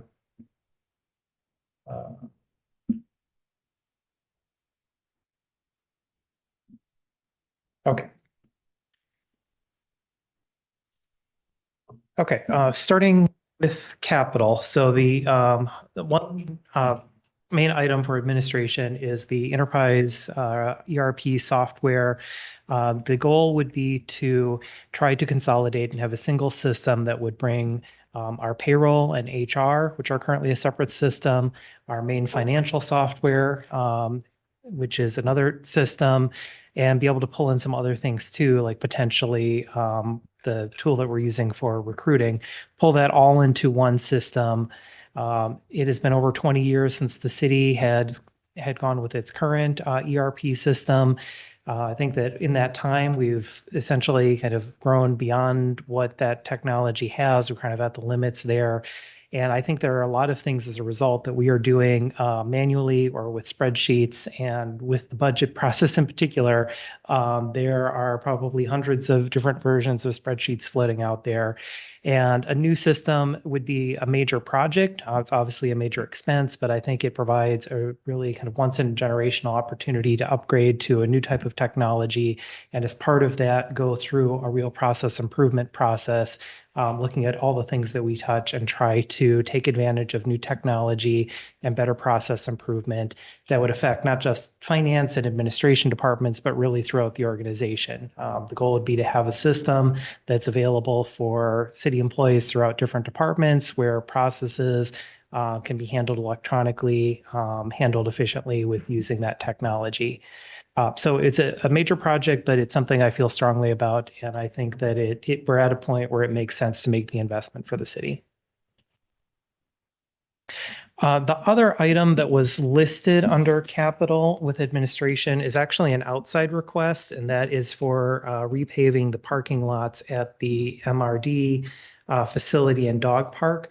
I believe that request is primarily for users of the soccer fields at that location, although there are other use for that as well.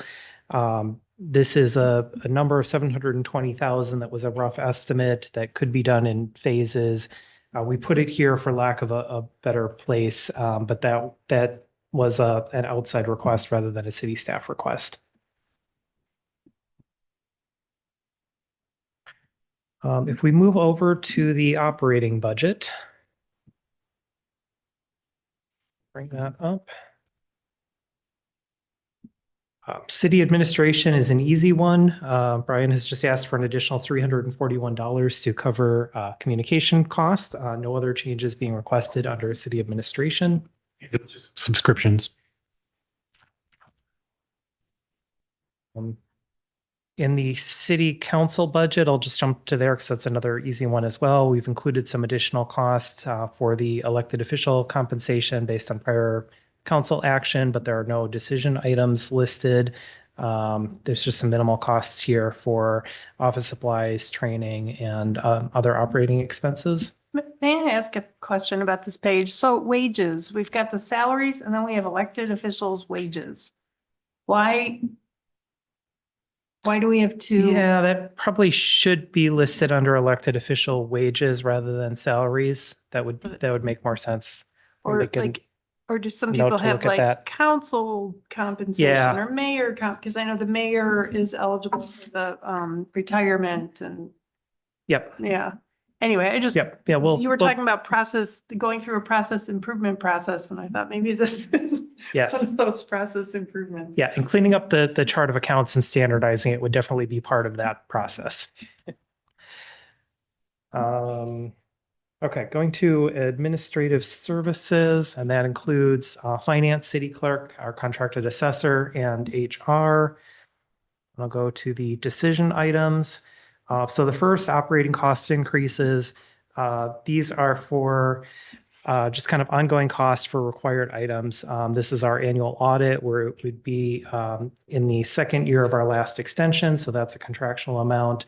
The line called data processing is our payroll and HR system I solved, and that is their cost increase, and that is based on number of employees and an annual cost increase. And then the other operating expenses is primarily for the cost of printing tax inserts and mailing tax bills. That's $6,700. There's a couple of position-related items. The first is a human resource assistant. This would be a new full-time position. I believe that this is a very high priority for the city. Currently, we have one HR position for a city with over 200 full-time equivalent regular employees. We're very fortunate with Brian Wohlhopter and with his expertise and background. He does a great job as one person, but for an organization of our size, if you look at standards, we should probably have at least two, if not 2.5 HR positions. As a result, you end up with not being able to be as active with recruitments. Brian is doing a lot of that on himself. Dedicated position would help support him. It would allow us to be more active in working with departments, being more active with recruitment, and just ensure that we have the depth and the continuity so that we can continue to function. It would be a major disruption if Brian were not available for a period of time without having another position available. Understanding the financing constraints we did talk about, and it would be an option to try to fill this on a part-time basis as a 50% position rather than a full-time position. Obviously, that has challenges, and we've seen turnover in other part-time positions, but that's a possibility. The next item, increasing the accounting assistant hours. This would be a 0.2 FTE change to take that position from 60% to 80%. This is trying to address some of the issues that we have with limited staffing in the finance department and just reflecting the growth of the city, the growth of complexity in projects, audits, taking on single audits. And we have a person in that position that would be interested and willing to take on some additional hours. Long-term, my goal would be eventually for this to become a full-time position. But I think that we can get a big benefit out of the position by making an incremental change now and then look at some point in the future to increasing that further. I also want to add that this position, although it's called accounting assistant, is one of our main customer service positions at City Hall. They help with elections, they help with counter, they answer phone calls. The way our office is structured, we have a lot of things where we help out within the different areas. And so that is a key position, and currently right now is going to be doing a lot to help with the election. The next item is an operation line increase requested of $14,385. This comes from Brian Woolhopter, and this would be to do additional job postings and do things like job fair attendance and job boards. This is tied in with the HR assistant position. The thought that if we had the position and the staffing, that they could do more things to be active with recruitment. In discussing this with Brian, when there are position openings, there are usually some savings. So this might be an area where perhaps we fund some of this directly, but also recognizing that if there is a vacancy and there's a more expensive recruitment process, that we might be able to use some savings from that vacancy to help fund some of these activities as well. And finally, the last item is an additional position request. This is a grant and procurement specialist. I put this on here, fully understanding that this is not likely to be funded given our financial constraints in this year. But I did think it's important to at least raise the possibility that as we look to the future of managing more grants, because of the level of grant activity, we're now preparing federal single audits, which you'll see a hard copy in your box for the audits that were just completed. And as we go down this route, having a position that can manage the grants and doing the accounting and auditing and making sure that we're complying with all the federal requirements would be helpful. I don't see that alone rising to the level of a full-time position. So I had put this in as also a procurement specialist.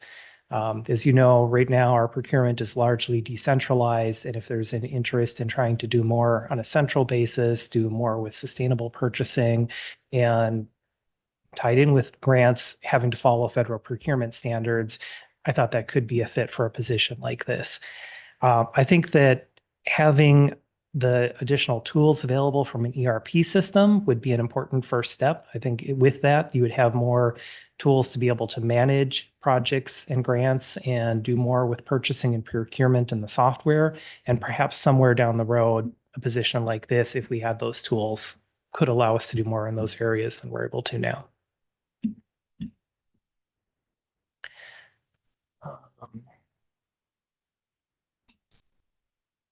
See, committees, Abby really covered that. There were just the two changes there. And I'll just go briefly to, we label as other. We have a few line item adjustments there.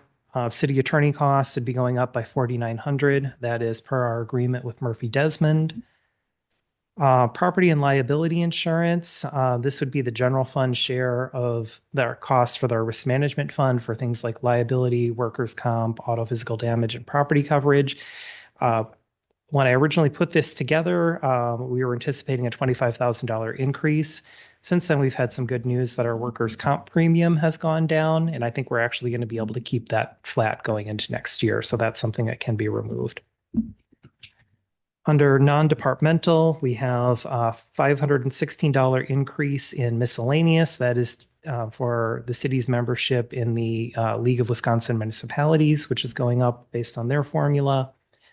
And because we are holding higher investment balances with all of our investment activity, our custodial account fees have been increasing over time. So I'm asking for $5,000 there. That's offset by the additional interest income revenue that we have. And that is just the cost for when we purchase things like treasuries or federal agencies. We have a third-party custodian that holds them. We pay based on the balance of those holdings. And that is all I have, unless there are any questions. Yeah, my only comment would be if the common council didn't vote itself a pay increase, we probably have more money for an accountant, you know, to fund some of these kind of part-time to more full-time. It's, you know, I feel very strongly about supporting staff, keeping your pay competitive, and getting you the people and tools you need. I mean, we're here because we want to be here. We're not here because we need to be paid to be here. Frankly, I don't think any of us should get any money for this position at all. But it's the way. So that was rather a pointed jab at me. Well, it's Which reality. is unwarranted, and I don't think the $12,000 that will be going to the council annually would pay for any of these part-time positions, so we'll just leave it at that. It's money we Thank you give to the very staff. much for hanging in there and managing the audiovisual. Appreciate that. What time are we starting on October 1st? If the committee members are available, we may want to look at starting at 5:30 again, if that will work. 5:30. Not be a problem. Let me triple check. So no. October 3rd.